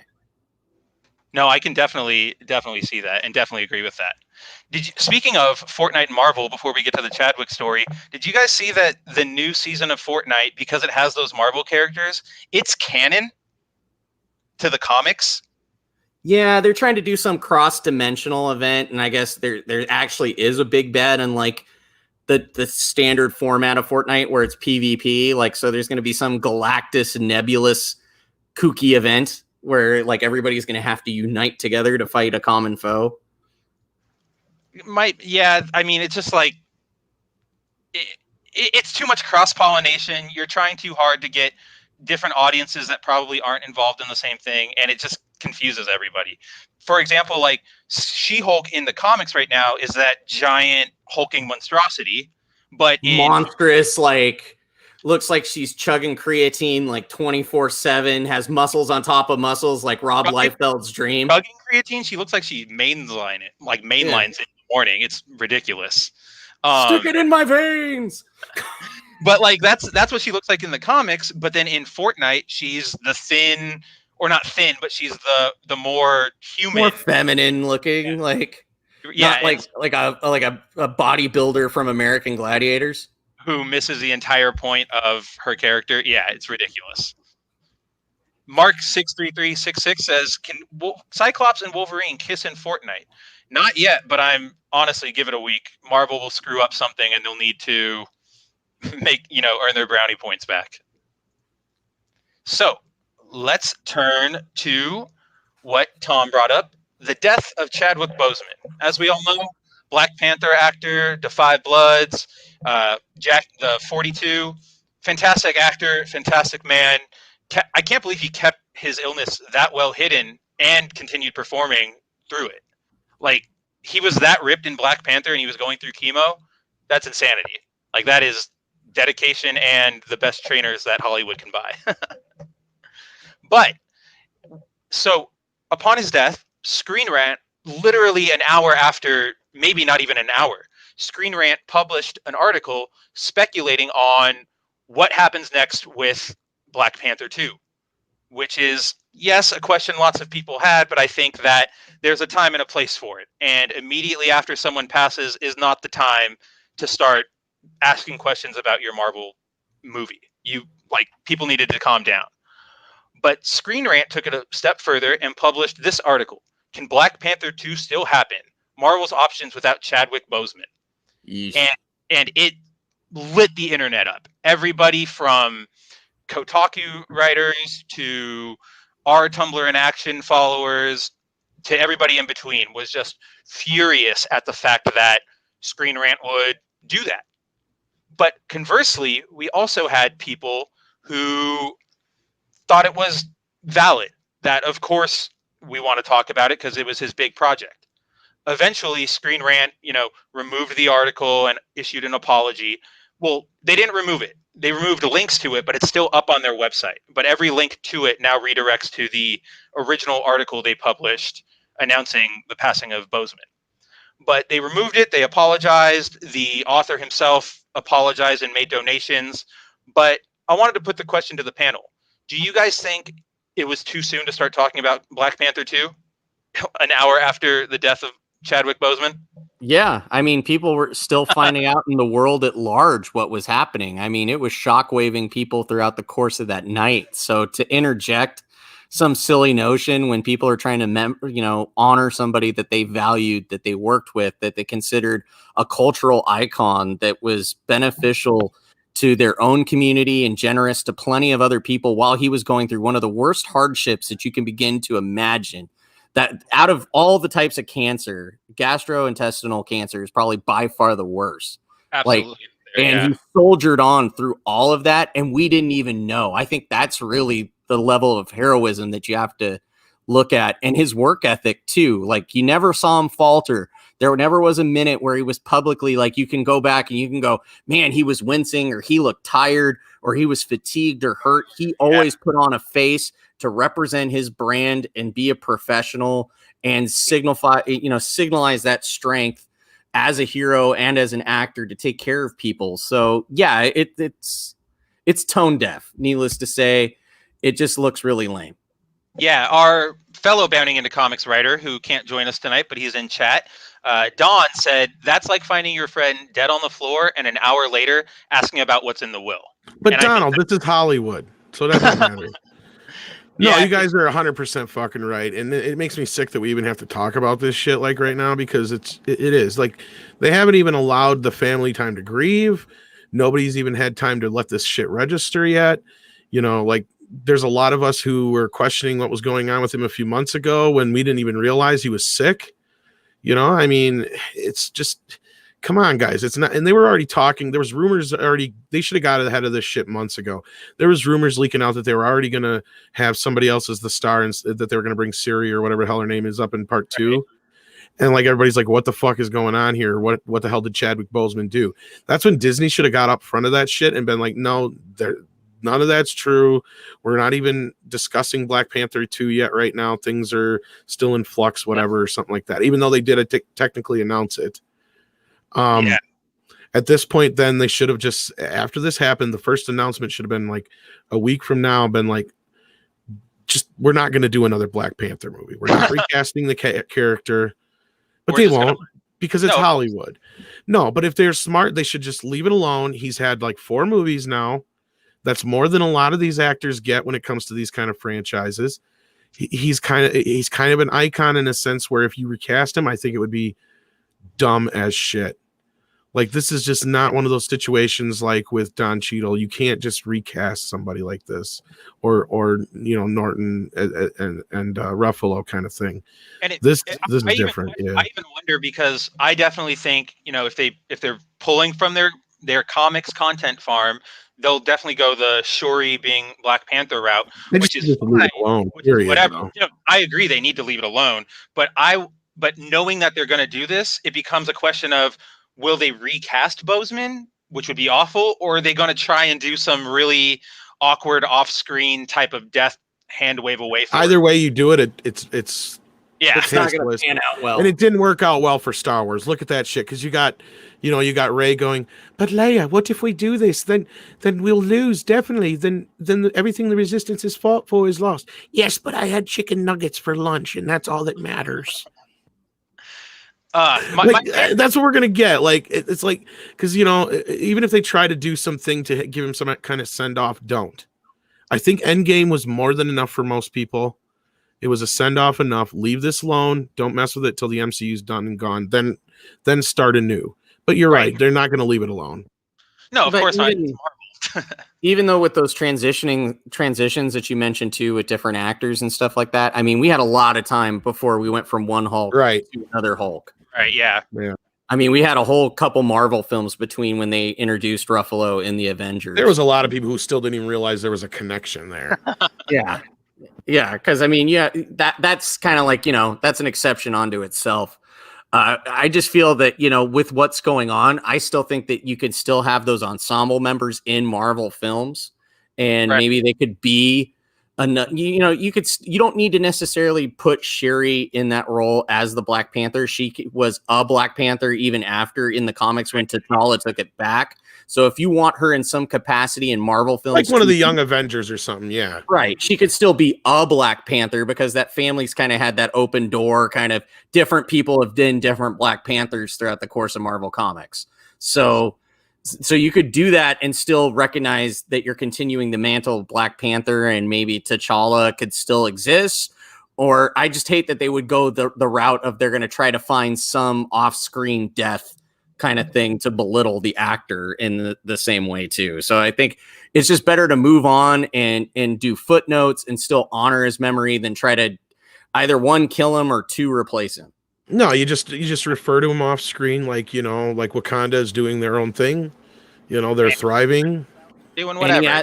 And T'Challa's doing well and whatever, and that's all you need to say about it. He's a world leader, so he can't always, it's easy for Tony Stark to put on the armor and go be Iron Man, because he doesn't really have a lot of responsibilities, but you can really hit home that he truly is a leader, and that he has to be involved in the world besides putting on a cat suit and going to fight. Perfect, because all you have to do then is, when in the next movies, just say like, we could really use T'Challa right now, but it's like, yeah, he's real busy, and then just everybody looks up at a TV, and you just use some footage from one of the earlier movies where he's just in a suit or whatever, and you just make it look like he's at some world meeting thing, and it's like, yeah, he had to retire so he could be a diplomat. You could just take any footage of Boseman post Black Panther when he was doing all the stuff, because he does like the Wakanda salute every day during that period. So there's exactly a bunch of footage of that. I like that. And that way you can put in Shuri as that representative, like my brother's busy.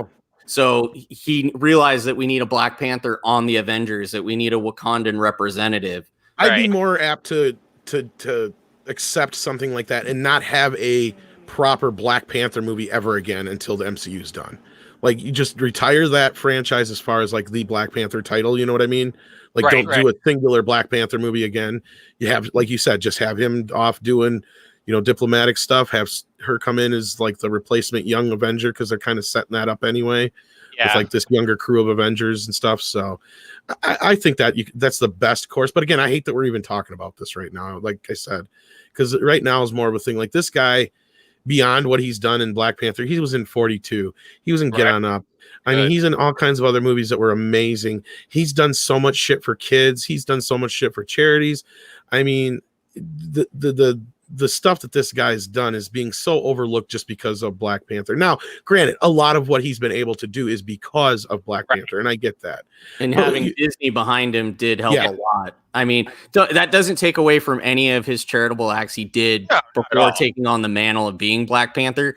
But in that way, he was able to do a hell of a lot more and have a larger reach to help people win with them in his corner. No, you're absolutely right. I don't think it takes away from his talent and his skill and who he was as a person.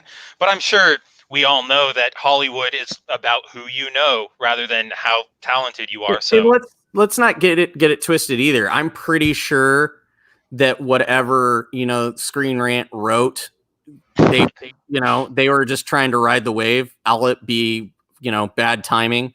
But These are conversations over the course of that 70 over this weekend that probably transpired in closed doors between Kevin Feige and everybody else. Well, and this is the same thing that was almost like that Kobe shit. It's like, come on, let the family, have the moment before you start, ripping the guy apart. I mean, it's not exactly the same because they're just like, but it is the same thing. It's almost like picking the corpse, like you guys were saying. It's like they're not even waiting; they're just stepping over top of him, and it's like, okay, back to business. What? Got the family members actively like mourning and weeping over the body while they're pushing their way in to get to it. And that's what I saw. That was the thing that was really disgusting for me, just kind of being an everyday comic book fan, is watching the people use him to push their own political agendas or their own agendas. Yeah. Like, there's a lot of professional shills in geekdom. There's a lot of guys that go out of their way to say that they're about the culture of pop culture, or they're about this, that, and the other. But at the end of the day, they're just trying to sell a club that's at the end of Comic-Con that night and trying to collect gate money. So they do whatever they can. Didn't name names, but you can find that guy that loves to opportunize things that happen that are tragic in pop culture to his own advantage. Yeah, that guy, I know exactly who you're talking about. Raquel says, retire the jersey. And I think that's exactly what Tom was getting at, what Steve was getting at. And I think I would agree with that. I think that's the best way to do it. But, Steve, speaking of using events like this to push agendas, that's exactly what happened. On the normie side of things, as soon as Boseman died, mainstream journalists started pointing to his last tweet for a reason. So before Chadwick died, or before Boseman died, his last tweet was this: a picture of him with Democratic vice presidential nominee, that's a freaking mouthful, Kamala Harris, which is fine. Obviously, he's supporting her, and vote 2020 when we all vote. Great message. Support your candidates, champion who you want to champion. But after his death, we had people like an MSNBC producer or Ana Navarro Cardenas tweeting out that picture going, this was his last tweet, which for no other reason than to promote that it's Kamala Harris. You have CNN's Jake Tapper, who I don't think anybody is surprised to see on this list, and the New York Magazine and Huffington Post contributor Yasser Ali. To his credit, he deleted his. This one is now gone, but it still happens. Or happened. So the question I want to pose to you guys is, which do you think is worse? Because I've seen people arguing that because Boseman supported Harris, of course he would want to make known his support for her. But conversely, and the way I see it, is that it's just more of that corpse picking, more of that, let me use what I can to promote my agenda. Yeah, that's one of those things where, taste. Yeah, like you let other people do it for you. You don't do that yourself. Like if like a bunch of other people want to tag you in something like that, that's great. But to me, this sounds like, look, this person said they approved of me. You should vote for me because they just died. Yeah, exactly. That's exactly how it feels. Yeah, they're trying to say that this was essentially something like his last wish, and it was not, in no way, shape, or form. He was just, I mean, he was just a supporter of Kamala Harris, which whatever opinion you have on that, that's fine. But he was just happy that day on August 11th. And let's not try to magnify it into more than something it is. And I think it's actually, trying to be in his shoes and in his mindset. That's probably all it was. But people are trying to make it into something more than it is. Well, I also think it sucks because when you do it this suddenly, when you do it right after he passed, you kind of tie his legacy and his memory to this campaign. So for better or for worse, people will always remember, oh, Chadwick Boseman, Kamala Harris, which I don't know. I mean, I don't know the future, so I don't know how it's going to work out, but probably I wouldn't want to be associated with any candidate I supported, like in my death. Well, and it's just, besides the poor taste and all that kind of stuff, it's just one of those things where it's like, it would be like if,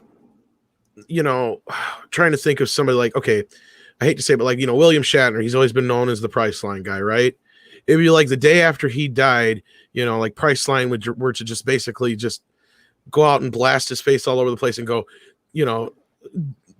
William Shatner would have wanted you to use Priceline.com and not, and just constantly just barrage you with his face, and use the fact that he's, gone as like this selling point. And that's what it feels like to me. It just feels I don't know.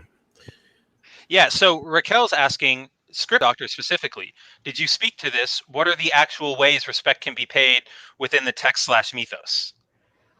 I would say doing a little bit of research on Chadwick Boseman, not just his political sightings and stuff, but just who he was as a person, aside from his roles, and then just remarking on his character is the best way to sort of pay your respects.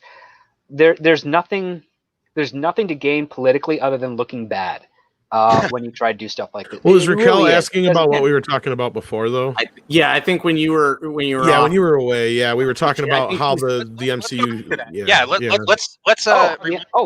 So retire the character. Tom wanted your thoughts on Sorry, this. My meeting went a little longer. No, it's totally fine. Stay on that hustle. Tom, do you want to refresh Script Doctor? Yeah, well, we were talking about the Screen Rant article that didn't even come out like an hour after he passed away, and they started talking about what was going to happen to Black Panther 2. So we were kind of just going over how we felt like they should handle it, and I think we all kind of came to a consensus that the best way to handle it would either be just retire the character altogether until the MCU is done, or if you're going to have him still be there, instead of doing like some off-camera death or doing a Black Panther 2 with Siri or whatever her name is, have her be like a new young Avenger and come in and say, yeah, my brother felt like we needed some kind of, representation now that he's had to retire as Black Panther. Yeah, now that he's had to retire as being Black Panther to run the country, and you just, show a shot on TV of him, talking at some press conference or something, like he's some diplomat now instead of being Black Panther kind of thing. And so he's still there. He's just off in the background doing his thing. And she's there as that representation from Wakanda. Yeah. Which kind of was true in the movies, because before his dad died in Civil War, that's essentially what his dad, T'Chaka, was doing. Yeah. Well, yeah, he got to the age where he became the ruler and not so much the guard, as it were. Like, he still protects the Wakanda, but now his son has started to take over that mantle, and that's what he's been doing for X amount of years. But yeah, what's your take on what you think you would do if it was your choice anyway? A couple, or the best way to pay respect anyway. The best way to pay respect would probably, because there is a lot of footage of Chadwick Boseman already in Disney. They shot tons of stuff, so there's definitely something you could use of that footage to bridge the Wakanda part of the MCU back into the normal MCU universe, like just another representative character. You could create a new character. Like, you could have Shuri come in. She could have Black Panther technology, but she's not the Black Panther. Just give her another name, and she could just be that new part as well. But also think about the fact that this franchise, depending on how the industry works over the next couple of years, this franchise doesn't look like it's going to end anytime soon. So you could always do a second generation thing where you can literally have like the son of T'Challa being the new Black Panther down the road. It'll be like maybe 10, 15 years from now, but they can get away with that basically saying like, yeah, the king of Wakanda, he got married, had a kid. That kid is now the new Black Panther. Guy or girl doesn't matter at that point because it's the child of T'Challa, and it's a new character. And that way you're not playing marionettes with a dead actor, which is always kind of bothersome for myself. I mean, even when I heard in Rogue One they were doing they were bringing Peter Cushing to do his thing, that kind of, even though the estate approved of it, I still think that kind of felt bothersome. Like, just get a new actor that looks kind of like him to do it. You're talking in like script. You're talking like the face mapping that they used with the model actor for Peter Cushing. Yeah, because the model actor himself does a really great voice mimicry of him. He doesn't really look too much like him, but you could probably do a good makeup job to get away with that, and it'd be a lot easier than this whole Uncanny Valley. And Spencer, I think you're muted. Yeah, I am. No, I was just saying, throw that guy in a video game and he's the perfect Grand Moff. He, like you said, he just doesn't look it. Yeah, if everyone else looked like that Uncanny Valley animation in the movie, I think it would be okay. And I also think they did a horrible job with young Princess Leia. That did not look like Carrie Fisher in the slightest. Well, and Disney was setting themselves up for, and not to get off course here, but like Disney was setting themselves up for like failure with that anyway in a lot of ways, even though some people were accepting of it and some people weren't. And I think you're right, is because we also have the problem of them recasting characters all the time too, like Han Solo and other things like that. So it's like either you got to stick with what you're doing or you got to not do it. Because like somebody went and did a deep fake of the Han Solo movie with Harrison Ford's face over what's his face, Alden Ehrenreich's, yeah, they did that. It looked good. It's like if they're gonna do that shit, do that. Don't, just get actors who kind of look like, because like the Grand Moff Tarkin stuff looked great when it was in the reflections. The voice I wasn't too keen on, but like once they actually showed him on camera, that's when it like really went downhill. Because like before that, as soon as he's next to a live action actor, you can tell they put some like filter over top of the actor to try and match the CG. It's like, nope, my eyes know the real thing, and that's it worked better with just the reflections. Like when they like the first 2-3 times we see him, it's just in that window reflection, and then like kind of like another reflection somewhere else in the other scene. Like we don't see him in full form until that latter part, and it's like, once that happens, it's just like, my fear though to that end, Script Doctor, of reusing like archive footage, we brought it up before you came back with, have Leia. No. Have Black Panther show up in any future movies or something if they have to. Just show him like on screen saying, "Oh, he's an ambassador now. He's out being, the king. He's doing duties." And you pan up to a TV and it has archive footage of him, right? My fear for a Black Panther sequel, which because obviously they're not going to wait, they're going to do it, is what if they pull like a Mufasa and they have this just awkward like spirit Bozeman in that other dimension? Oh, that would be bad taste too. I also don't think they should do a Black Panther 2 in that regard. Oh no, we didn't it either. We all said skip it. But the other part too that you could also get away with is you may not be able to use Chadwick Boseman, but you can have set pieces where Black Panther can be involved in the costume, and you just have the model in there.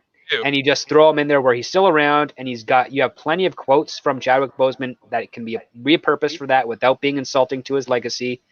And throw him in there. All you just have to do is never take that mask down. And it's an old tactic that Marvel has used in the cartoon show. They couldn't fully use Spider-Man in the X-Men show, but they were able to use his hand and show him shooting a web until they got the rights figured out for that. So there are ways for them to get away around that to still keep his spirit alive in the films, but not basically treat him like a marionette. Not do what happened to Carrie Fisher with The Rise of Skywalker. Did you catch my little? Because I know you love my Carrie Fisher bits. The other part, Carrie Fisher would have just been like, really, this is what you used. No, I know. Like that's what we do that all the time on Meet. Like I'll do like in script like sometimes. Like, how can I be a Jedi? I'm never going to be as strong as Kylo Ren. I've got corns and they hurt, and I can't stand for long. Or my dog farted. My favorite part about her post-death appearance in The Last Jedi or in The Rise of Skywalker, is that they only had maybe like 3 minutes of extra footage from The Last Jedi to Well, play that's with. because JJ refused to use any Last Jedi footage. He actually only used Force Yeah. Awakens footage. Yeah. Yeah, even stuff that you worse. can see on the deleted scenes of The Force Awakens. Oh, I actually didn't know that. Whoa, that's Yeah, he weird. refused to use any Ryan Johnson footage. Like I said this, and I'm convinced now that the Rise of Skywalker and The Last Jedi are the world's most expensive Twitter fight. Yes. Ryan I would Johnson attest to said, that. "Fuck you, JJ," and then JJ come back and said, "Fuck you, Ryan," and they cost them both $300 million, or I should say, And Disney future Star anyway. Wars films. Yeah. And future Star Wars films, yeah. Oh, that's fantastic. Yeah, I think that we've kind of gotten to the conclusion that leave him alone. Leave Bozeman alone. Yeah. I don't think Leave him alone. everybody's being a vulture. There's very few ways that he can be properly honored, and as we've all gone over, there's probably no way Hollywood will do any of those, and they'll probably go for the most disrespectful one possible. But The most respectful thing they could do is if Disney World does an Avengers Assemble statue with all the actors from those first 10, 15, first 20 movies, and Chadwick Boseman's among them. that And, would be like, kind Or he should be That's the fine, first like, one, maybe. well, like, it's just the whole group. Like at the end of the actual Endgame, Right, they show I the get statues you, of but all like, of I them. mean, Yeah, if they only do like one at a time, like he should be the first one. I mean, yeah, he should be the first one, just Absolutely. without a mask, in his costume, in a pose, and you got T'Challa, Black Panther, played by Chadwick Boseman, blah blah blah. then you do Loving Iron memory. Man and Captain America and down the road. Yeah. But yeah, Exactly, and you just expand it out, and you make this nice, really big, artistic spectacle to all the actors that played in the Avengers. I mean, that's the best way you can kind of do it, where you're still paying respect to the work that he did, but you're also honoring him for the far longer stretch of things, as part of the parks and as part of like the brand. So Well, look, it ends up being a little bit more removed from anything else other than just paying respect. and I doubt anybody necessarily from Disney's listening or anything like that, because they don't listen to us, even if they do. They just sit there and take notes and tell on us. No, they have their production people, when you try to engage them in social media, chastise you and attack you and not realize that they're held to anybody's accountability. Oh, wait. Hi, Marvel Comics. How you doing? I just hope that they remember, if anybody from Marvel specifically is listening, like, look, you got all these other properties that are coming up. Don't tarnish this. Don't tarnish this man's legacy right now. Let it go. You've got the X-Men. You've got all these other characters. Like, X-Men's got tons and tons of characters to play with. That and they Tons of got characters. they're still courting Keanu Reeves to try to be something in the Marvel universe. So there's that, but I think the right way of doing it is that they want to do this new Avengers initiative with the younger heroes or the multi-generational Who heroes. do you want Keanu Reeves as? I bet they're looking at him for Gambit. I said Gambit jokingly a second ago, but I was thinking more He's a along little the too old lines. for the role, but I was thinking Professor X, actually. I was thinking. hoping an old Johnny Blaze, because if you do the Robbie Reyes Ghost Rider, Yeah. he could come in as a Ooh, mentor maybe. to Robbie that- the Reyes. old Johnny Blaze, Great. or maybe Mr. Sinister. He could do a Mr. Sinister pretty well. He hasn't played a villain like that before, and that would be a good stretch for him. Yeah, I don't just know if I want him as a villain, but yeah, I just get you. think that, like, in a mentor role, he could really be good as Johnny Blaze. Because in my mind, though, he's already starting to get too old. But I would have always wanted to have actually Kiefer Sutherland be Johnny Blaze over Nick Cage. oh yeah, he's way too old now. Yeah. Well, Kiefer Sutherland and Keanu Reeves are relatively the same age. What if he played like Magneto, though? Oh, he could play Magneto. I can see it. I Yeah, I mean, can see John, when John's on all the time, he always talks about how he thinks that 90% of what actors produce on screen comes from the director and the direction. So while it's hard to visually see Keanu as anybody like off the top of my head, I think he could deliver on roles like Danny or Magneto or Professor X. Now that you said that, it's kind of growing. Well, we know on. he looks like bald, so yeah, it You can don't. work. Well, I was gonna say you don't even have to do him bald, and it was the same thing I was thinking with Magneto. Like, everybody's kind of thinking in a box here, and this is where the same thing, like when everybody like first took that jump with like, oh no, you can't have Denzel Washington as Magneto or whatever, and they were talking about some other black actor possibly playing Professor X.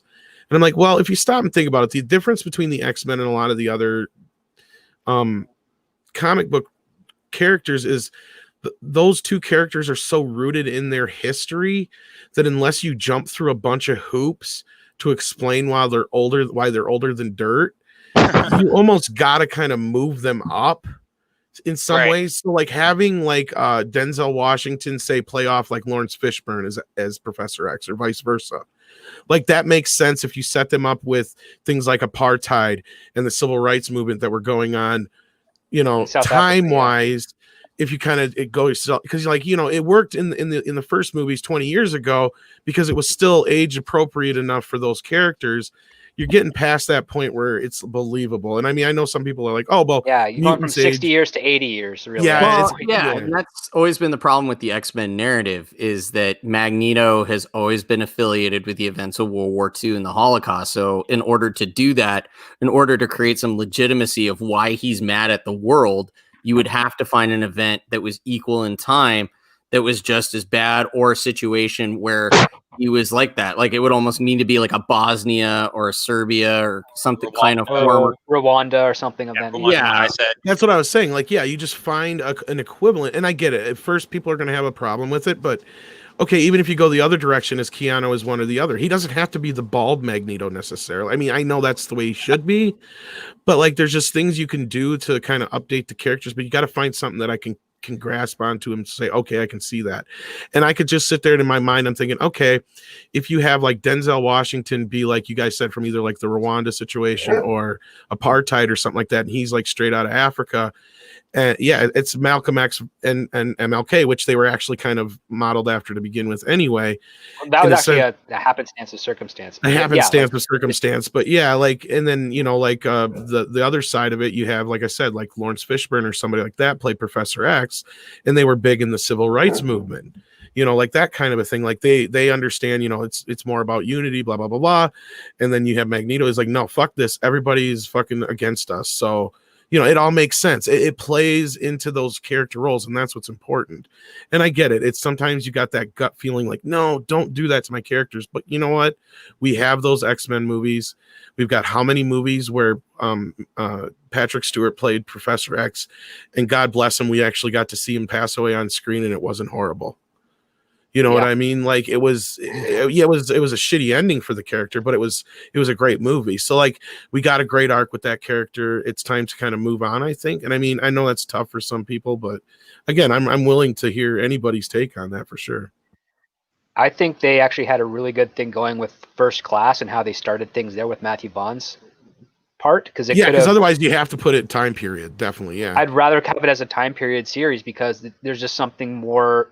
It just feels more appropriate to that thing. But what you can also do is you can still make it part of the MCU as kind of like a background thing where mutants are basically considered by the populace so beneath topics of normal human conversation. Like that's how horrible the bigotry towards mutants is that nobody even bothers talking about them. Like they're there. Well, that's the only problem is you have tying it into the MCU now. That's the only issue. Yeah. Like it just to the point where, I mean, I would not be surprised if you took a really hard look at all those 23 films. You could probably find things in there that you could repurpose for justifying the existence of the mutants in the background. Like there's something you could probably pull off in that. I don't think it'd be intentional. It'd be a lot of ball juggling to make it work. But I think there might be. Well, and that's what I was saying. Is like I don't basically think are doing like Generation 3 of the X-Men, where basically Cyclops is an old man, Professor X has passed away, Magneto's not around anymore, but the legacies are still going on, and you could even make that 20-year period be the time where Genosha is its own segregated island where mutants live, and they're quickly whisked away from normal society to live there.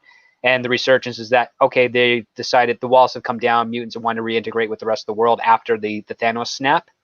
And this is the new thing. So basically Iron Man started like a year after the whole mutant inhuman controversy was wrapped up. And you just be like, that's what happened. You're still jumping through hoops. Well, and then it's still a hoop to jump, but it's like... Yeah. There's option 3 which is pretty much essentially what the Ultimate storyline was. The whole Ultimate Marvel Comics line was just resetting everything at point one. And the way how they explain mutants in the Ultimate universe was it was a side project of the Weapon X experiment. And they knew over time that mutations would cultivate different powers. And that's what the governments of the world were trying to find out.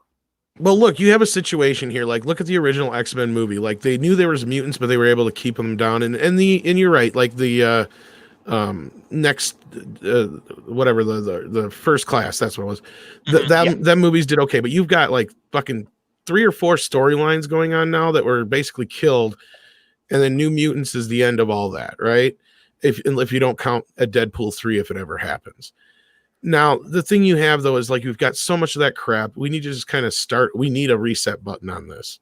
Well, like, we kind of got it. Like, the way I think that they're going to bring the mutants in, realistically, like, there are all the ways we could say they should do this, and we want that. And obviously, every idea that has been presented in the last 10 minutes is going to be better than what we get. Oh, probably. But I'm pretty sure they're going to use Tony Stark or Hulk snap and say that when people came back, that triggered the X gene. I was just going to say, yeah, with energy or Infinity Stones or something. And well, then what it'll be is this. Is what I was going to say is this, and you're kind of headed in the direction I was going to go. Is there's always kind of been mutants, like script is saying, because that's like how you get the older mutants, but they just weren't in as mass quantity, like they were able to still hide, like with Professor X and stuff like that. But then what happened with the snap is it like created this moment where anybody who had a mutant gene that was inactive all of a sudden became active. So you have a whole like society's worth of people that kind of are coming out of the woodwork as mutants, and this is where it brings 10% of the population is now a mutant. Yeah, so that brings Professor X and Magneto to the front table to kind of like have to deal with this whole thing. Yeah, I like the idea of like Professor X and Magneto obviously being older, and then the X-Men we know and love being part of this post-snap culture. But I also like the idea that Magneto and Professor X and any of these other mutants have hidden themselves just super well for all these years. Yes. Because we kind of got that when we were introduced to Quicksilver and Scarlet Witch. They're miracles, and it was kind of just an nondescript thing to say they have powers. Well, they said they got their powers from the Infinity Stone. One of the Mind Stone that was in the. Well, what they could explain Loki's is and you can almost kind of retroactively explain without it retconning anything, is saying, because I think they kind of hinted at it, was that the stone just brought out their mutation, and that's where you can kind of jump into this thing where everybody who came back from the snap, if they had a mutation, it's showing up now. There was mutants before, but not to this degree, and that's the same thing that kind of happened in the 2000 X-Men movie or whatever year it was that came out, 2000, right? Yeah, it was like 2000. There was mutants, but then all of a sudden there was this sudden, in this next generation, all of a sudden there was this resurgence. There was no explanation as to why. At least now we have an explanation why. Like that's where you can kind of set this whole thing up to start off with. And again, that allows you to have these characters who were older mutants that have been around kind of hidden and stuff like that, and explain some other superheroes maybe that you can bring in that, you don't have to necessarily set them up so much, but I'm all for bringing it. But the problem we're going to have is that we all have to kind of accept that none of these characters are probably going to resemble the characters we're used to. We just have to hope that they're decent versions. That's all. Yeah. Well, here's the other part too. There's the Sokovia War that was talked about prior to the Age of Ultron thing, and then there's also whatever the war Tony Stark was funneling weapons to, or at least his company was funneling weapons to in 2008, and all of those New Mutants is out. were instigated by mutant uprisings. So like a civil war where the government tried to do something to mutants, and then that caused a civil war where Tony Stark was selling weapons and the United States got involved, and same thing could happen in Sokovia where there was some sort of mutant attack or something attack on mutants, and that caused a divide, which caused a war, which made the Maximov and Scarlet Witch, they tell about that story where they're 3 days staring at a Stark bomb. Well, we don't know what started that war. You can just say, mutant conflict started it, and that's why the mutants aren't around anymore. It's like they put an end to it. They basically said, you have to be segregated because you cannot live with us. And so Professor X keeps his mutants hidden on that rest of the real world side, and Magneto has his Genosha where if you don't want to be hidden through Professor X's school, you go to Genosha, and just to keep the world settled for the time being. And then after Thanos' snap, it's like, you know what? We lost half the population for 5 years. Gotta Half the reintegrate. mutants died. We can't be segregated anymore. Many is like, it's either us or them, and then that's where you start your conflict, where you have like 35, 40-year-old Scott Summers, Jean Grey, all those people. Jubilee's like 27. Like you don't have them all kids, but you have them familiar with their powers and whatnot, and then you have them teaching the next generation to really be the front runners of this X-Men stuff. And you can make it, you can weave it in there, but it's still tricky as hell. We've really got. You're basically only going to get at most 1 or 2 movies with Magneto and Professor X, because they are going to have to be 90 years old. Well, that's the thing, is like you almost either just have to like accept the fact that we have to age these characters more appropriately, or you got to come through a bunch of hoops. And unless Magneto was 7 during the Holocaust, in which case, yeah, you can make him like 80. But that's still really old. But exactly, right? By the time they get to the point where this movie is produced and coming out, it's going to be like 2030. That's what I was kind of getting at too. Like that's what kind of got me off on the original, and it's my fault we got down this tangent. No, anyway, not all. like, that's what the show is for. No, like that's kind of where I was at in the beginning, because it's like, it's going to be a good 5-10 years before they integrate all the X-Men into this business anyway. So like we're at this point where they almost have to age these characters up or find a way to change them or not have certain characters at all, which I know some people are going to be pissed about. But it's like mutants age 20% slower than humans. I know. I've heard that explanation too, and it's just like they kind of did that with the show Avatar, with like the major like earth benders or whatever elemental benders could live for like almost like 150 to some odd years. So, I mean, they're doing it with the Internals, so they could do it. They can try. So, I think that's great. I think. All of those would be so much better than what we will get. Again, script. Every time. You want to know what we're gonna get? We're gonna get a fucking female Wolverine. X-23. Storm is gonna be the bestest ever. Zorn. Oh yeah, she's gonna overcome her claustrophobia, so she's not gonna have any sort of issues. Yeah, she'll have no flaws. And all the white men that you liked in the X-Men, they're gone. Oh, they'll probably lean super hard into Cyclops being an asshole, even though he's the Cyclops. He's gay now. Oh no, they'll go with Iceman. They'll just use Iceman. I can't still believe that they want Shia LaBeouf to be Iceman. Here's my thing: is I guarantee you, Aaron Ashmore's still available. They'll try and use characters that weren't in the Fox. Outside of the main characters, they're gonna try, and this is just me spitballing, but I know how Disney is and Marvel is.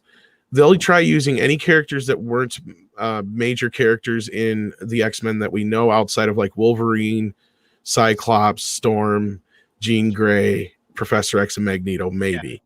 Otherwise, Rogue, they're all going to be brand new, maybe Rogue. But what'll happen?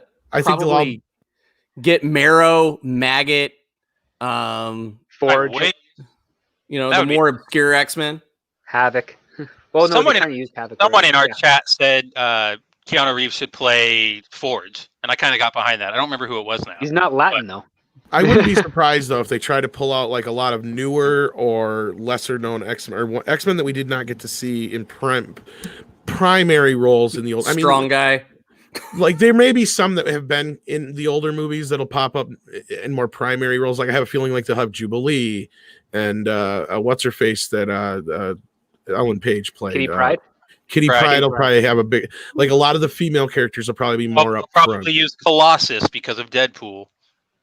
They might. Yeah. I think the thing with Deadpool, Colossus was good in Deadpool. I dig. I know, that's the best version of him. That cadence in my voice was disappointment, because he is the best version, and they'll screw it up. Deadpool's kind of its own thing, so I think what they'll do is they'll do like one more Deadpool movie and call it a day, because I think they figure if they can get 3 good ones out of this, that's about all you can kind of count on. Because like the second movie did okay, but I think it cost twice as much, and reaction wise, it kind of, most people were like, meh. It was good, but it wasn't great. Best Brad Pitt cameo in a movie, though. Yeah, basically. Yeah, for sure. So I think we can put a pin in Marvel and Disney for now. We'll probably come back to them. But Raquel has a request, as does Mark, and it's actually the third topic in our headline or our title this evening, and that is, let's switch to Star Trek Discovery. Oh, lovely. Oh, Yep. Yoshamoy.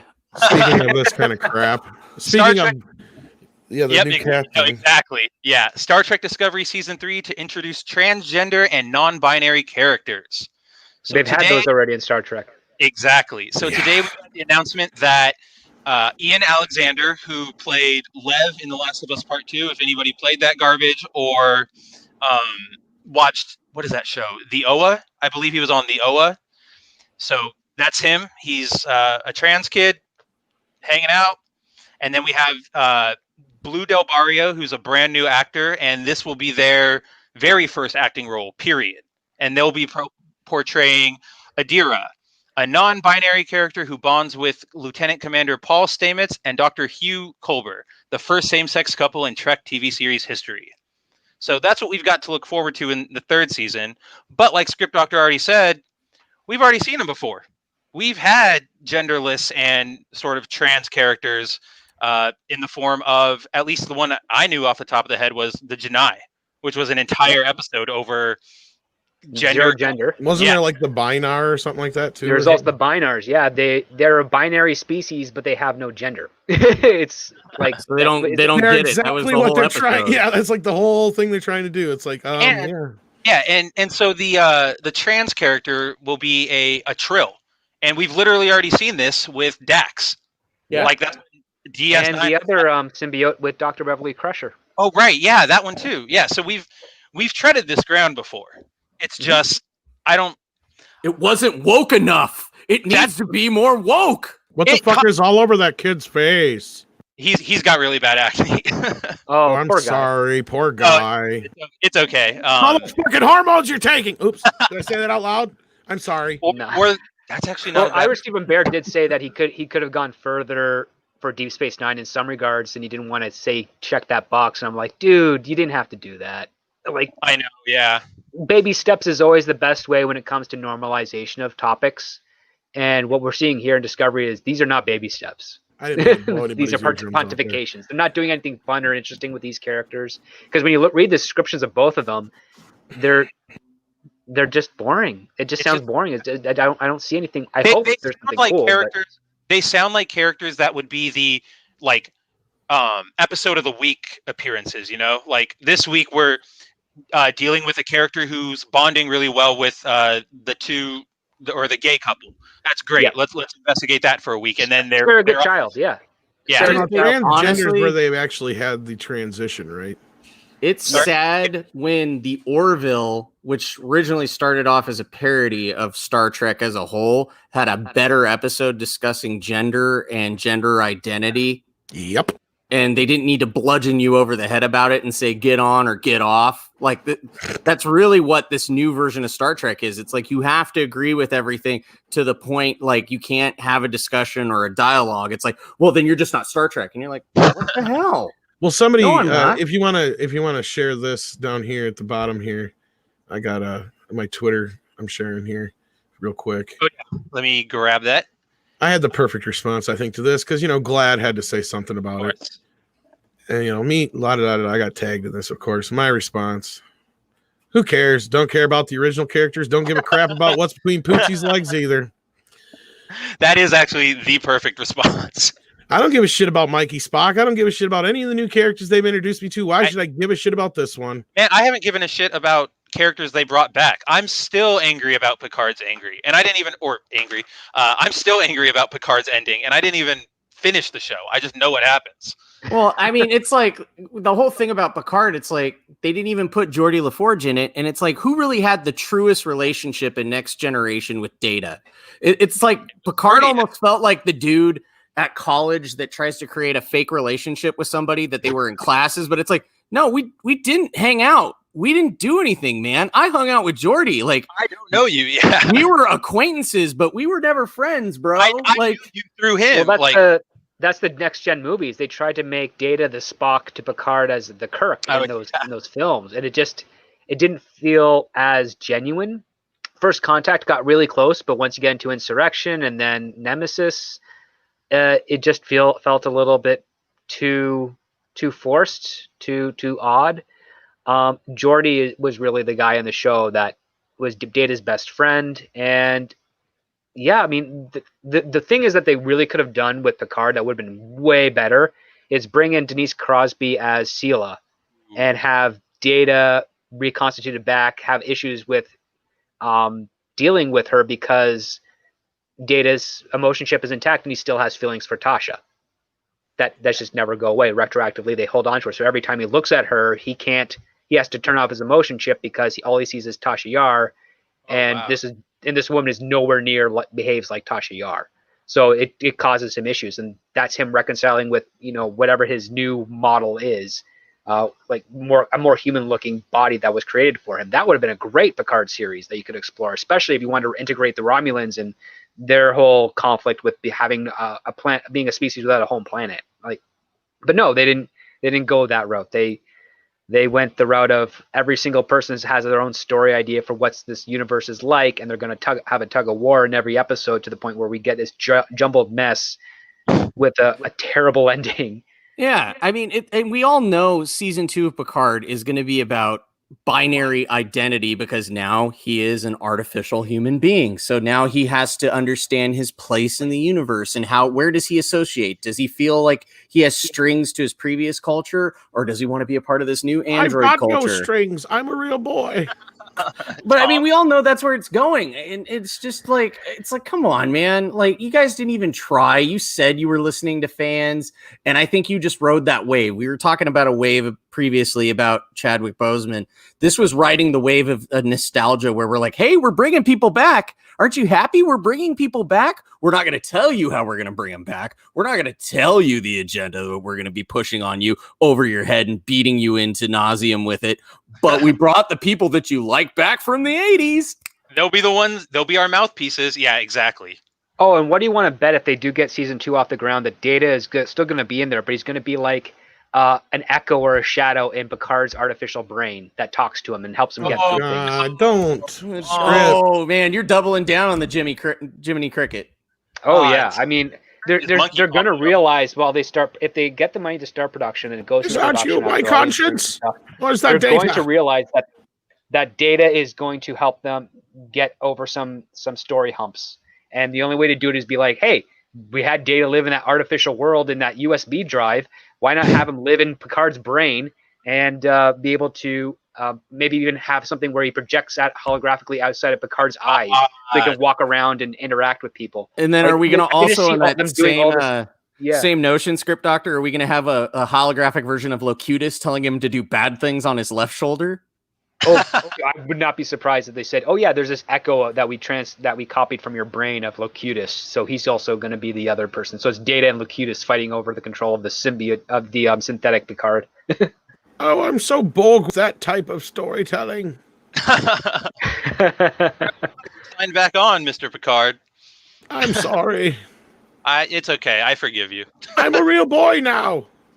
I've got no strings to hold me down. Such a bad idea. It's going to be awful. Like, the fact that you just put that out there, Script Doctor, means it's going to happen. I hope not. They better pay me. That's what I'm saying. To all the people, all the Marvel people listening, forget anything we were talking about earlier. Hire Script Doctor. Find his secret identity and hire him, because you've got like the best ideas every week. Oh, thanks. No, even the meeting I just came from, the guy was really, really liking my ideas and stuff. So we'll see what happens with that. But yeah. Black Panther 2 by Script Doctor. I would never do that one. I was just like, there's no way I could do it. Well, I think we can all rest assured that based on what Kibblesmith did, we're not going to be seeing the new Warriors anytime too soon. So I thought that was supposed to come out in October. It got canceled. They filmed the pilot and they canned it. So wait, they filmed a pilot to the newer Warriors? To the new Warriors with Squirrel Girl and played by the AT&T girl and all that. Yeah, they filmed the pilot, aired it, or didn't air it, but screened it for the execs, and they canned it. I just found that out earlier this week. I had no idea they even put that into production. Yes, neither did I. No, they haven't talked about it at all. That must have been so close to the chest. And I wonder, someone must have been embarrassed by it from the beginning. That's what I was going to say. That's probably why it was so close to the chest, is because they're embarrassed. But I that's don't also remember casting calls for that going out or anything. I literally remember. I only saw the one for Squirrel Girl and Night Thrasher, and that was about it. Those are the two I saw, and I didn't see anybody else. No Nova, no anybody, no Namorita. So yeah, I don't know what is going Well, on. I think they were going with like the newer warriors that were around Civil War, so Nova wasn't a part of that. Part of that, but you would have had like Namorita. You would have had or not even Namorita. It was I don't remember who was on that team. I just know they killed a lot of kids. And I think the only one that they brought back for the original one was they were trying to put out a casting call for Speedball, and that was about it. I kind of remember the Speedball casting call. I kind of remember that. So yeah, you're right. Just kind of smashing them all up. But it's never going to happen, so I mean, that's kind of what I feel like this move here for Star Trek is that it's so like Discovery is so embarrassing and it's so bad at this point that you got to pander. You've got to try and just throw everything at the board and hope something sticks and brings in more viewers to CBS All Access. Like the failed attempt of Twilight Zone, that was bad, which like, was too bad. And the thing is they mask everything that they do to try to justify watching viewership numbers. Like at the end of Picard, they offered CBS All Access for free to try to buff their numbers and go, hey, we got a hit on our hands, guys. Look, it got so many viewers after it ended because everybody wanted to binge. And it's like, no, you're just manipulating the data. Yeah. So I don't know. I think the problem is like Star Trek has gone so far and so extreme that it's going to be really hard to reel it back in and try to have that balance that they once had. Like, you know, a lot of my family is former military, and that was like, it was either Battlestar Galactica or it was Star Trek. If you were from a family that had people in the Navy, like, you know, because it was kind of, there was some parallels in regards to service and all this other kinds of stuff and being a member of a larger community and doing things to better that society and to protect it and defend it and to advance it. And I think they've lost total sight of that was what the core ideas of this pristine utopian society where everybody got along, everybody was respected, and it was about discovery, literally in the name of the title, and they've lost sight of that. Yeah, absolutely. They should just cancel it at this point. I don't think anybody is truly enjoying Discovery.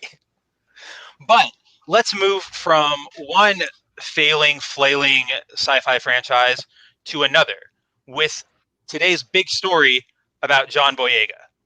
So today, John Boyega came out and accused Disney of pushing their minority cast to the side.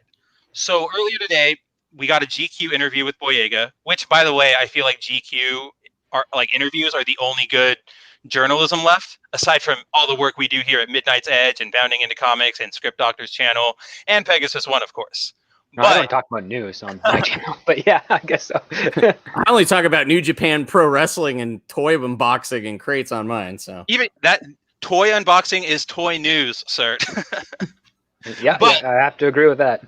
But yeah, I think I love GQ interviews. They're just really well written and fun to read. But in the GQ interview with Boyega, the interviewer is talking about, you know, his career, how things are going. He's currently on set for a new Steve McQueen movie, but inevitably, the topic of Star Wars comes up because, of course, it's Boyega's biggest film, and he did not have a lot of good things to say about how they treated him during Star Wars. The first thing he started with was telling Disney that they shouldn't bring out a black character, market them to be much more important in the franchise than they are, and then have them pushed to the side. It's not good. I'll say it straight up. And I think we all saw that happen with, I mean, look at the header image. Everybody thought that this was going to be something. And we got bait and switched. Excited. I was super excited. I thought Finn being a Jedi would have been a rad plot point. You know, he could train with Rey if they wanted to go down that. Well, I loved him in Attack the Block, and then on top of that, how awesome of an arc for a nameless stormtrooper to become a Jedi, a powerful Jedi within the franchise. That's a great arc. That's a super great arc, and it's right there on the table. I'm so surprised they didn't pick it up. It's ridiculous.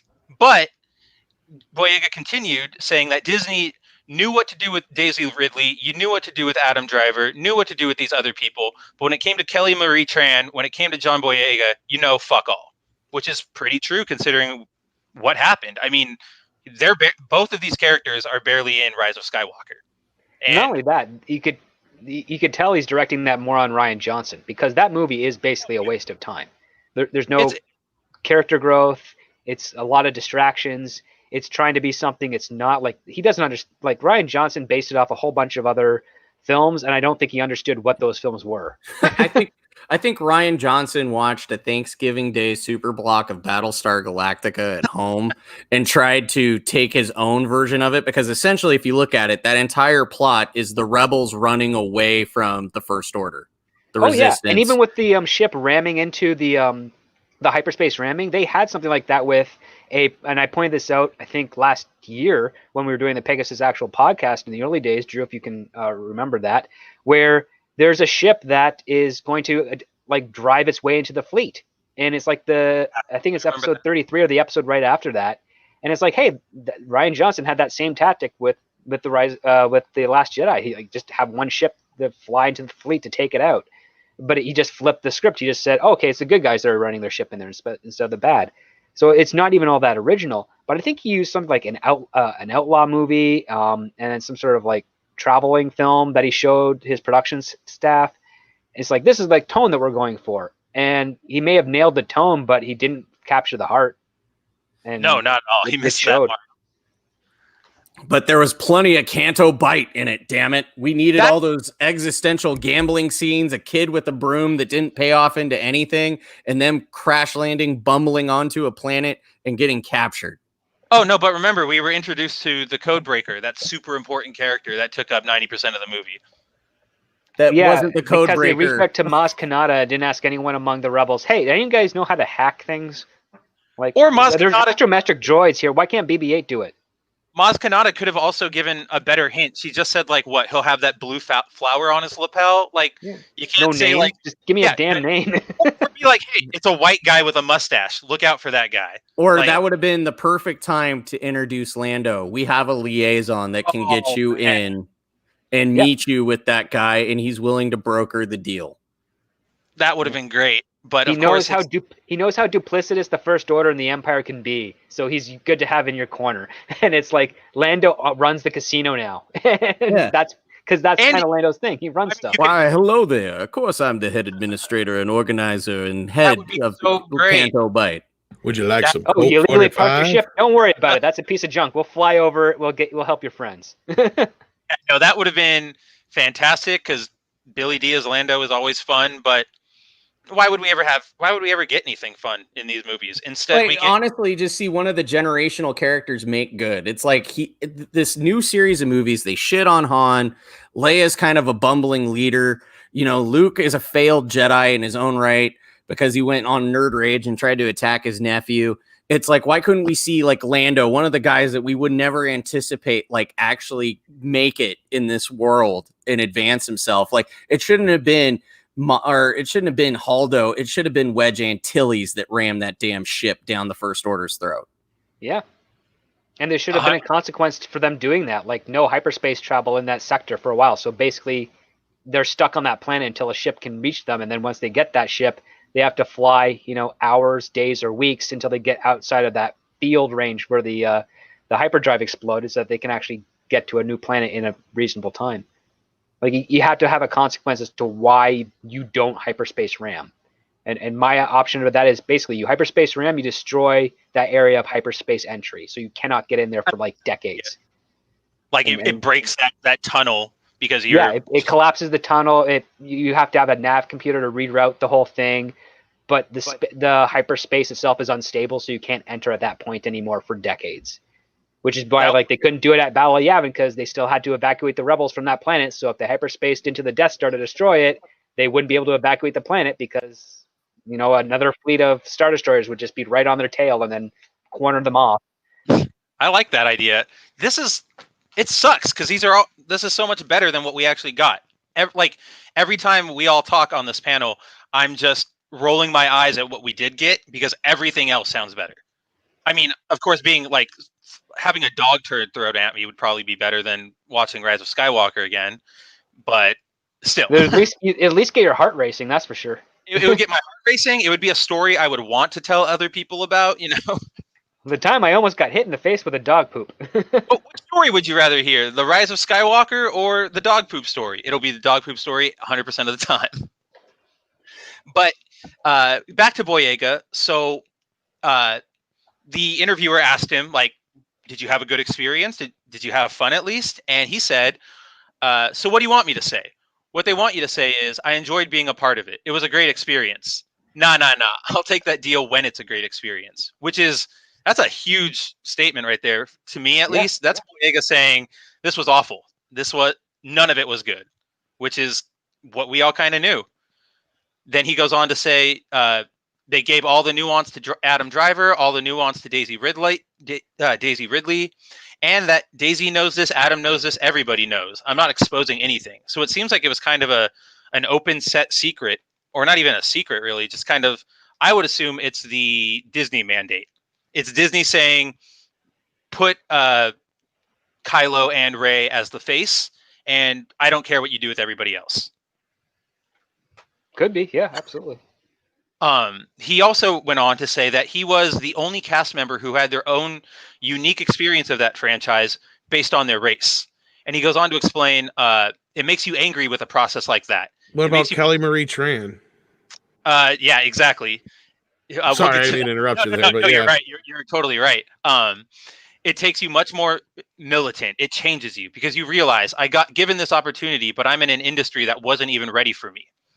And then, speaking of Kelly Marie, Boyega claimed nobody else in the cast had people saying they were going to boycott the movie because they were in it. Nobody else had the uproar and death threats sent to their Instagram DMs and social media saying black this and black that, and you shouldn't be a stormtrooper. Nobody else had that experience, but yet people are surprised that I'm this way. That's my frustration. And Tom, exactly what you were thinking about. Isn't Kelly Marie like the poster child for the backlash that the cast members received? Even though she didn't technically get any backlash necessarily from her race aspect of it, but yeah, she got it because the character was piss poor, but that didn't stop the media from spinning it into that. And that was the whole thing. Is like her whole op-ed went on and on and on about how Hollywood painted her in this corner of how she was supposed to perceive herself and how she really felt about herself. And of course, they tried to twist it all on the fans. But yeah, her whole experience was about her race. Yeah, and to sit there and say like she wasn't cast on her race alone is bullshit, pretty much. Because give me any other reason why she was cast in that role. I mean, who knows? Probably Ryan Johnson probably wanted to get with her. Honestly, that's what I would have put forward. Well, see, here's the problem. Like the failing of the diversity and inclusion initiatives and all these big studios. I mean, it's garbage because it's all forced. There's nothing organic about it. And that's one thing that pisses me off because, like, Spencer, you and I talk about all the time, like a lot of we get ticked off because of what they do, right, yeah. With a lot of Asian folks. They take in really like portray them in a negative way, or like with John Boyega is because, like Script Doctor said, they had the perfect storyline in front of them. He could have been an interesting character, yeah, a major cog in this, and he tried his best. He did his best to spin. He worked his ass off with what he had as far to work with as material, but it was so garbage what they did with the character, the way that they cheapened the character, and he was like a throwaway, even in the last movie, he might as well not even a fucking been there. He had like one line, and that was Rey. I feel like I got the Force. And then the rest of the time, and I'm not making fun of him. I'm making fun of the writing. To be yeah. I'm making fun of the writing too. I agree with you, Tom, because look, the rest of the time in the movie, he's going to sit around on the Falcon, dick around, and he does nothing. I'm going to trade stories with by the way, the only other black person here, the black chick, yeah. And it's like, do you want to blatantly tokenize this guy, or they did, or do you want to actually have a character I mean, my God. Well, and I missed some of the conversation before this, and I apologize if anybody brought this up, but you guys are 100% right, and I'm so glad that he's finally taken the blue pill or whatever, the red pill, whatever it is. I don't even remember which one it is anymore. The red pill, right? Yeah. And I think Taken and seen the light for what it really is. And this is what Hollywood doesn't understand is you've gotten to this point now, and I think this is the problem Bill and Ted ran into is that you've got us so fucking we're conditioned now is the word I was looking for. To, anytime we see a person of color, or I hate even using that term, but you know, or anything like that in a movie, now we got to question: are they there because of tokenism, or are they there because they're the best actor for the job? You know, Don, that's the problem we have now. You know, Don made a good point with that comment too. You know, with the way that a lot of black folks are treated in, you know, China, because they are treated god awful. I mean, you want to talk about like systemic racism and things like for real. it actually does happen in China. Okay, you know, we can get into the debate about it in our country. Yeah, that's a whole nother rabbit hole. But I've said it before. It actually does happen in China, and they are treated worse than second-class citizens. So Don's got a good point. If they would have had Finn as the hero or as one of the main heroes, then guess what?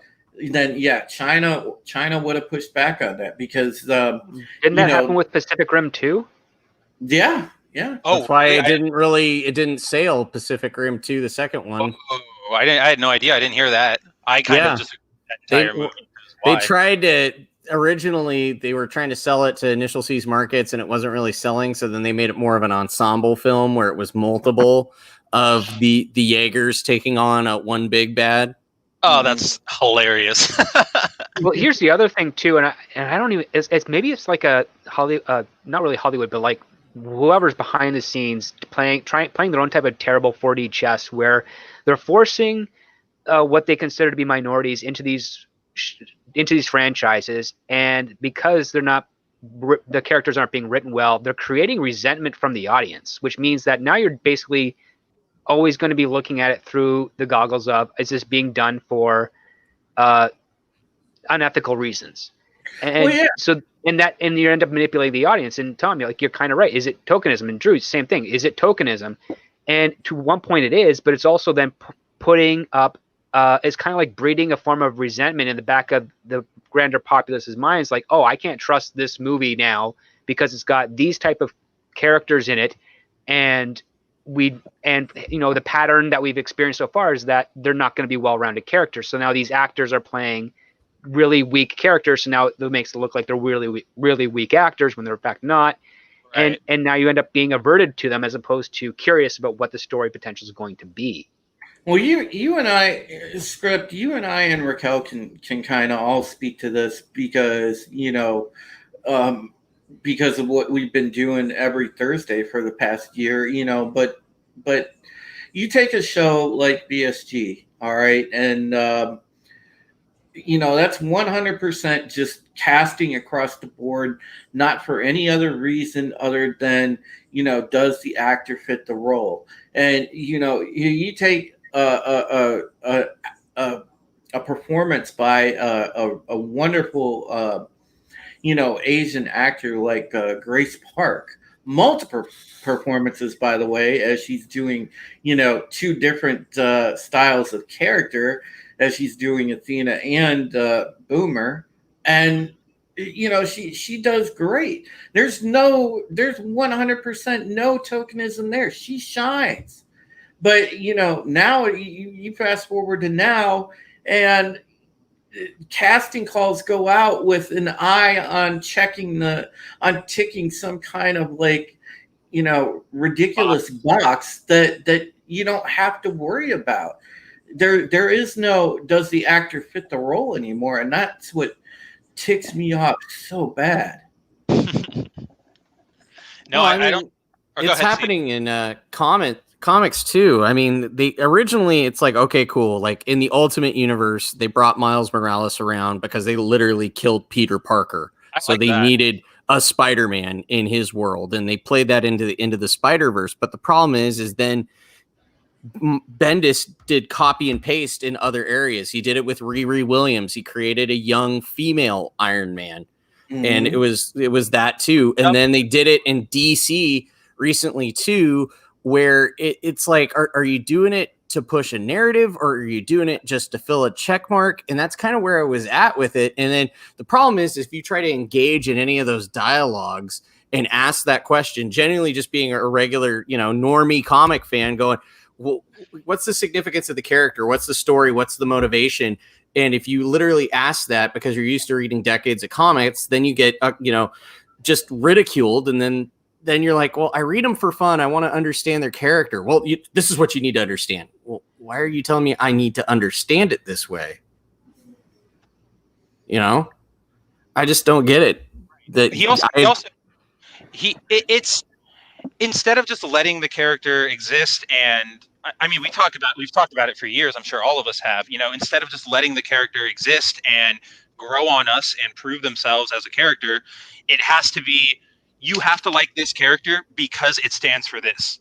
And if you don't like this character, that means you are racist, misogynist, a bigot, blah, blah, blah, blah, blah, blah. Oh yeah, exactly, dude. And that's the thing. When you sit there and even constructively criticize, you get called that. You say, well, this is a bad character because you can tell this was forced. You can tell that there's no, creative depth at all. You can come out with totally constructive criticisms of a character, because a lot of them now are shallow in most TV and movies, and there is no depth. And you come out with that criticism. No sooner do you come out with that than they turn it around on you. Oh, you're racist. Or you're sexist, like in the case of Captain Marvel. Like, I can't tolerate that movie because she got her powers. Literally, you can focus in and hone in on that movie. She got her powers by shooting a spaceship. No, that movie's complete bullshit from beginning to end. Don't even get started on that piece of shit. But if you make that criticism in a lot of forums and other geek culture, they go, "You didn't understand it. That movie wasn't for you. You're an ist, this, and a phobe." And you're if that movie was really feminist, then you know what? Here's the problem you have there is that what's his face, the bad guy, he was right. Yeah, Jude Law's right. Yeah, Jude Law was right. If she really wanted to prove that she was stronger and could stand up and all that kind of shit, the whole time he's teaching her a very good lesson. And the movie would have been more impactful if she had lost her powers and kicked his ass without them at the end. Instead, all she does is basically beat his ass. Yeah. And it's like, oh, what did you prove there? Nothing. Oh, you were acting like he was trying to keep you down this whole time when actually he was teaching you a very good lesson. Right. What are you going to do someday if you don't have your fucking powers? Oh man, that movie needed Rogue to come in and just take her power. That would have been so cool. Give me some binary. The only retcon that they can do in the Marvel universe to introduce Rogue that I would be okay with. Yes. That, and when Thanos literally knocked her into Cosmic next week with the stone. Awesome. That was great because she came in with. I live in Orange County, so I'm used to being circled with Karens. So when she flew in like Captain Karen and was telling everybody what to do and how to live their lives and how they should treat their dogmas and all this other stuff, and Thanos just went, "No, forget you." Boom, gone. I was like, I think that scene is made better by the awful cringe scene with her in the beginning, where she's talking with the Avengers and they're like, "What's the state of the world?" Blah blah blah. And I think it's Captain America or Iron Man is like, we couldn't stand against him last time. What chance do we have now? And then Captain Marvel's like, difference is you have me. And I'm just like, oh my God, shut up. I always thought that was a better mouth shutting because she was so sure that she was the Avengers winning key. And then she got knocked the hell out. Oh God, Captain Karen. Well, before we pass on Boyega, the last thing he said was, everybody needs to leave my boy alone. He wasn't even supposed to come back and try to save your shit, talking about J.J. Abrams. So I guess this kind of gives more evidence to the fact that this was kind of anti The Last Jedi directed, which is... Oh, I know. It's obvious. Yeah, I think like I said, I don't even have to kind of speculate on this. Like, even though JJ's like, "Oh no, nothing that Ryan did in his movie ruined what I was going to do," all you can hear under his voice is that little motherfucker undid everything I set up. So now I've got to undo everything he did. Fuck him. Yeah, I look at these and I always try to explain it to people. Like I did comedy improv in high school, and the common suggestion is with comedy improv is you just add on to whatever's been already established. You don't play no, you go yes and. So there was a way to creatively yes and this versus no, you're wrong. No, you're wrong. Nobody wants to watch a scene where people are pointing fingers for almost like 2 hours and 30 minutes. And then the thing that gets me about Boyega, though, is it's like my problem is he almost tried to sabotage JJ. He was the idiot who left his script in a hotel room and then Disney had to buy it back. I don't think that story is true. I think that story was a publicity story. Yeah. Like just literally an attention grab? Yes, because none of the cast actually gets the full script on the Star Wars movies. Ever. Yeah, they don't, and they're all red pages, so they can't be scanned digitally. Yeah, was at a Disneyland hotel. Exactly. Look at that. Yeah. Brand, just keeping it all together. But I think, it's all awful. But yeah, and Chris Terrio also didn't have the script finished by then either. And Chris Terrio is the guy who did Batman v Superman. He did Justice League, the Whedon version, and the Snyder Cut, and he did Rise of Skywalker. So for all you Snyder Cut fans out there, I'm glad you're getting your movie. I hope it doesn't. I hope it actually does what you want it to. But again, the pattern of behavior for this writer is some pretty weak stuff. So you're looking at probably great special effects earlier. You're just going to get a 4-hour take of more garbage, just with different filters and it being more edgier. Possibly. All right. I would say you're watching it for the special effects and not for the character. So yeah, it can't be any worse at this point.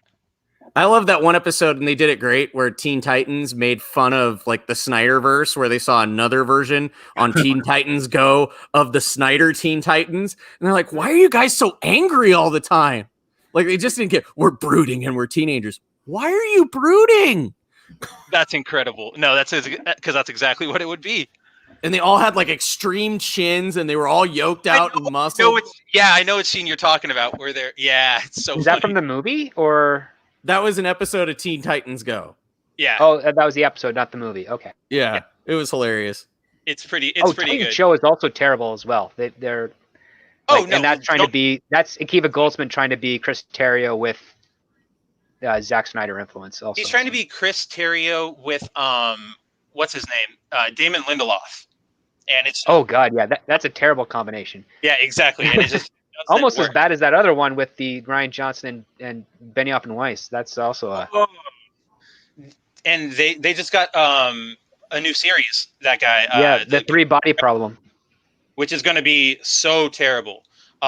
Because just for the chat and for you guys, if you don't know, the 3 Body Problem is like a really well-revered sci-fi story in China, but it's so steeped in history and culture, like Chinese history and culture, that the book has footnotes while you're reading to tell you what's going on. And so I don't trust these guys to give it that kind of nuance that we deserve. No, I don't think they even know about that yet. They just got offered the contract and signed. Here's the thing, right? So Benioff and Weiss are actually pretty strong at adaptation, so they might be able to knock out a really good pilot. Ryan Johnson doesn't like to do anything that's not Ryan Johnson's idea. So I don't know how you're going to reconcile those 3. So that's going to be a fun production room. Oh yeah. Well, it's only going to be those 3 writing. They're not going to have an actual writer's room for this. Oh, that might be. I'd be really surprised if they did have writers. Well, I'm just talking about like further development, like so they get the script off the ground where those 3 can actually come to congruence. But it's going to be like, okay, this is what Ryan wants to do, and then whoever's producing it goes, what? Yeah, pretty much. Maybe, or maybe they'll be like, yeah, this is great, go for it. Because now here's a crazy thought, and with this Star Wars topic coming to mind, and you guys can field it. Do you almost think that Kathleen Kennedy, I hate to do the whole Victor Von Doom cop tinfoil hat with the Battle of Lucasfilm. do you really think that she hired Johnson to sabotage, hopefully, to try to do some major damage to the Star Wars franchise? No, I think she hired them thinking they'd make a lot of money, and they were just wrong. Yeah, I think she hired Ryan Johnson with the idea of, Disney wants to make Star Wars ours. Let's disconnect from the Lucas legacy because it's our property now. So you bring in Ryan Johnson, this director who is known for his attempts at audience subversion, and you go, that's going to be great. People won't see it coming. It'll define Star Wars for a new company, a new era. Fantastic. It's just like, I think whoever just said it, he doesn't want to do anything that's not him. So he's not listening to feedback. He's not listening to a team. He's going, okay, you said that might suck, but I don't care. I'm going to do it. I think you're right, because Kathleen is so surface level with this shit.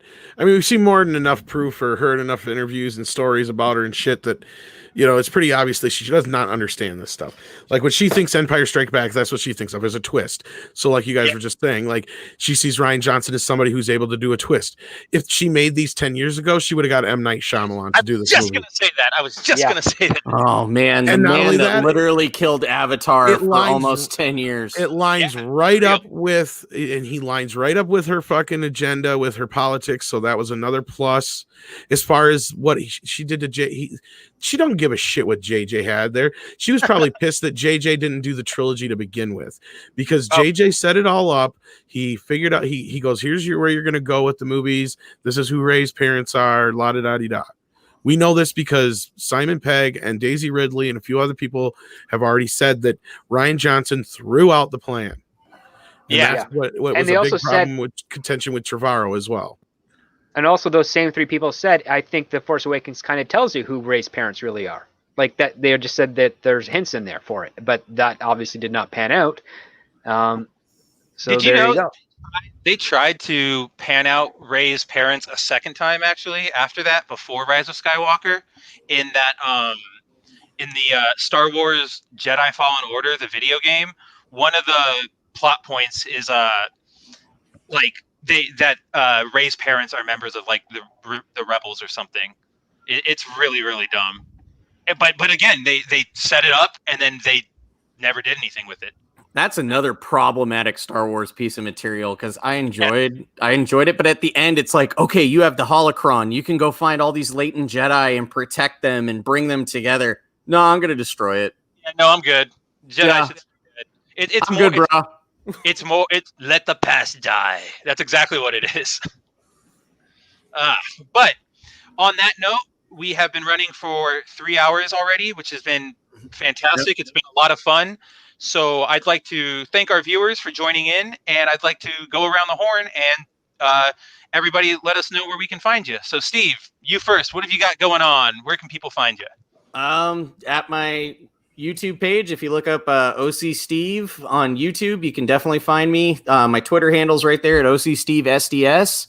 A lot of the times you'll just see me talking about, the wrestling that matters the most to me in my crazy kooky world, which is New Japan Pro Wrestling. It's one of the last few bastions of entertaining hard style wrestling that I enjoy covering the news. And I know it's not for everybody, but I'm trying to explain it in the significance of events and their cultural stuff to an American audience. So maybe some of those people that are lapsed wrestling fans that are not satisfied with the WWE or the shtick in AEW, but want to find something that is told in the ring that's entertaining and just does classic formulaic wrestling events. So that's stuff I cover. Yeah, it's awesome. And like I said before at the top, Steve's one of my favorite Twitter mutuals. His content's great. New Japan World Wrestling is the better form of wrestling, in my opinion, right now. So definitely check him out. Awesome. Thanks, Steve, as always, for joining us.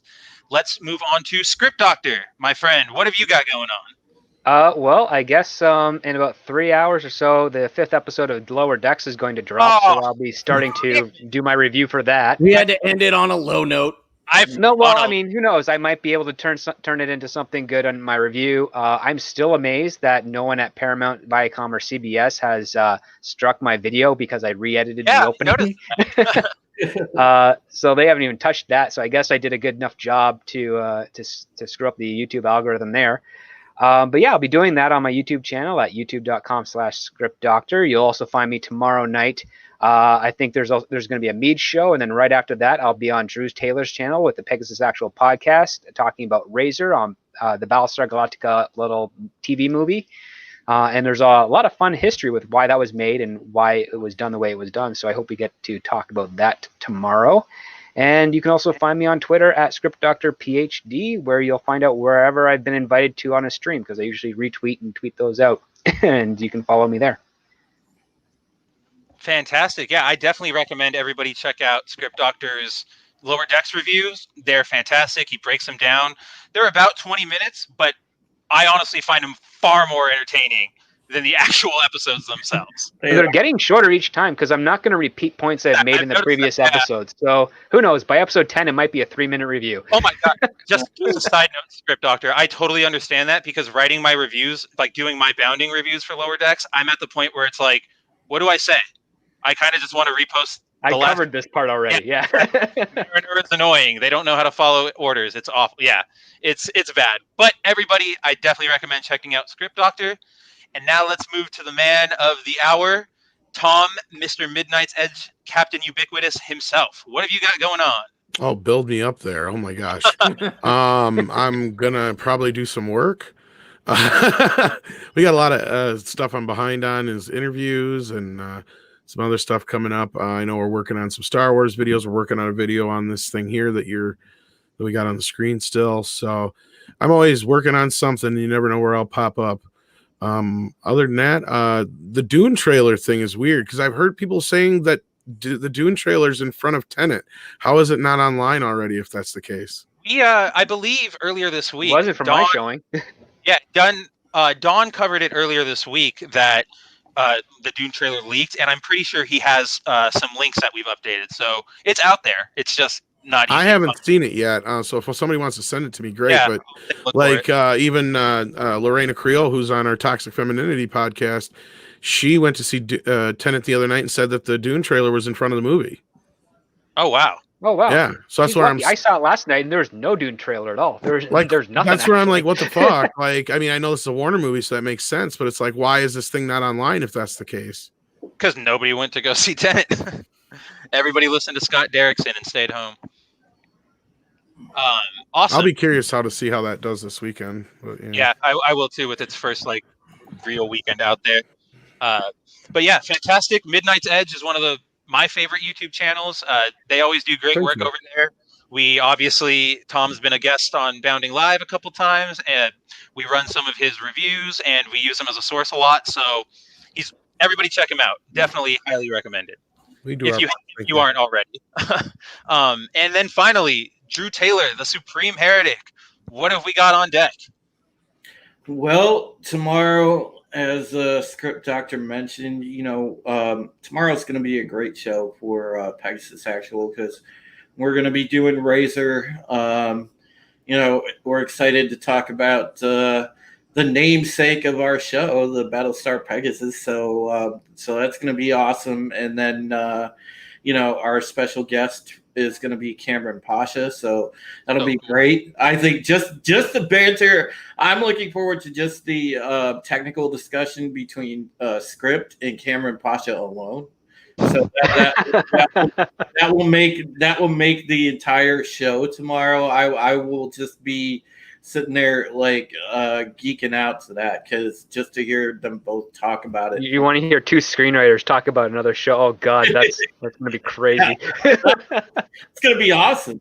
So yeah, we're going to have a good time with that, and then of course I'll have probably a story set to go for tomorrow's run for the website, because I was going to do there's supposed to be like some reveals for for another Resident Evil game and whatnot. It's at I want to say Resident Evil Village. Yeah, Resident Evil Village.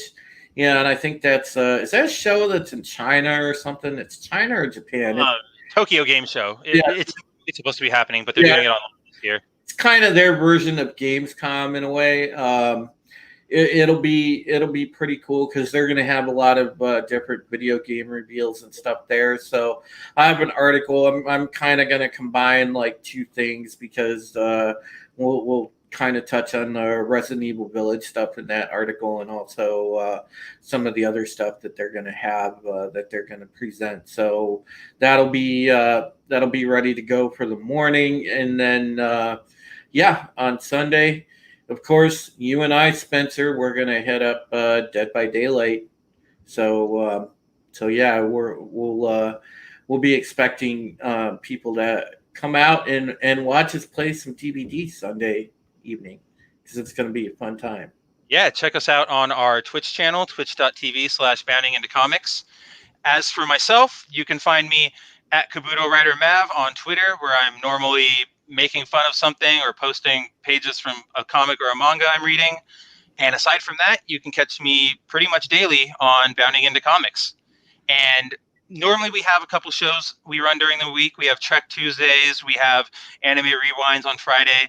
Those are on a sort of a hiatus right now, considering John is taking care of something a little more important. Yeah. But if he doesn't return by then and we don't catch you then, we will see you back here next Wednesday, same time, same channel for Bounding Live. Yep. And with that, I'd like to thank everybody for joining us and hope you have a good night. Yep. Thank you to the best channel on YouTube. Without you guys, we ain't nothing. So thank you so much. And much love to you, Raquel. Yes. We thank miss you, Raquel. Raquel, everybody, we're doing great. So thank you for joining us. Take it easy and do your best to maybe avoid any Star Trek or Star Wars products for the time being. Yeah. Watch BSG. Yes, watch BSG. All right. Good night, everybody. Good night, folks. Take care, folks.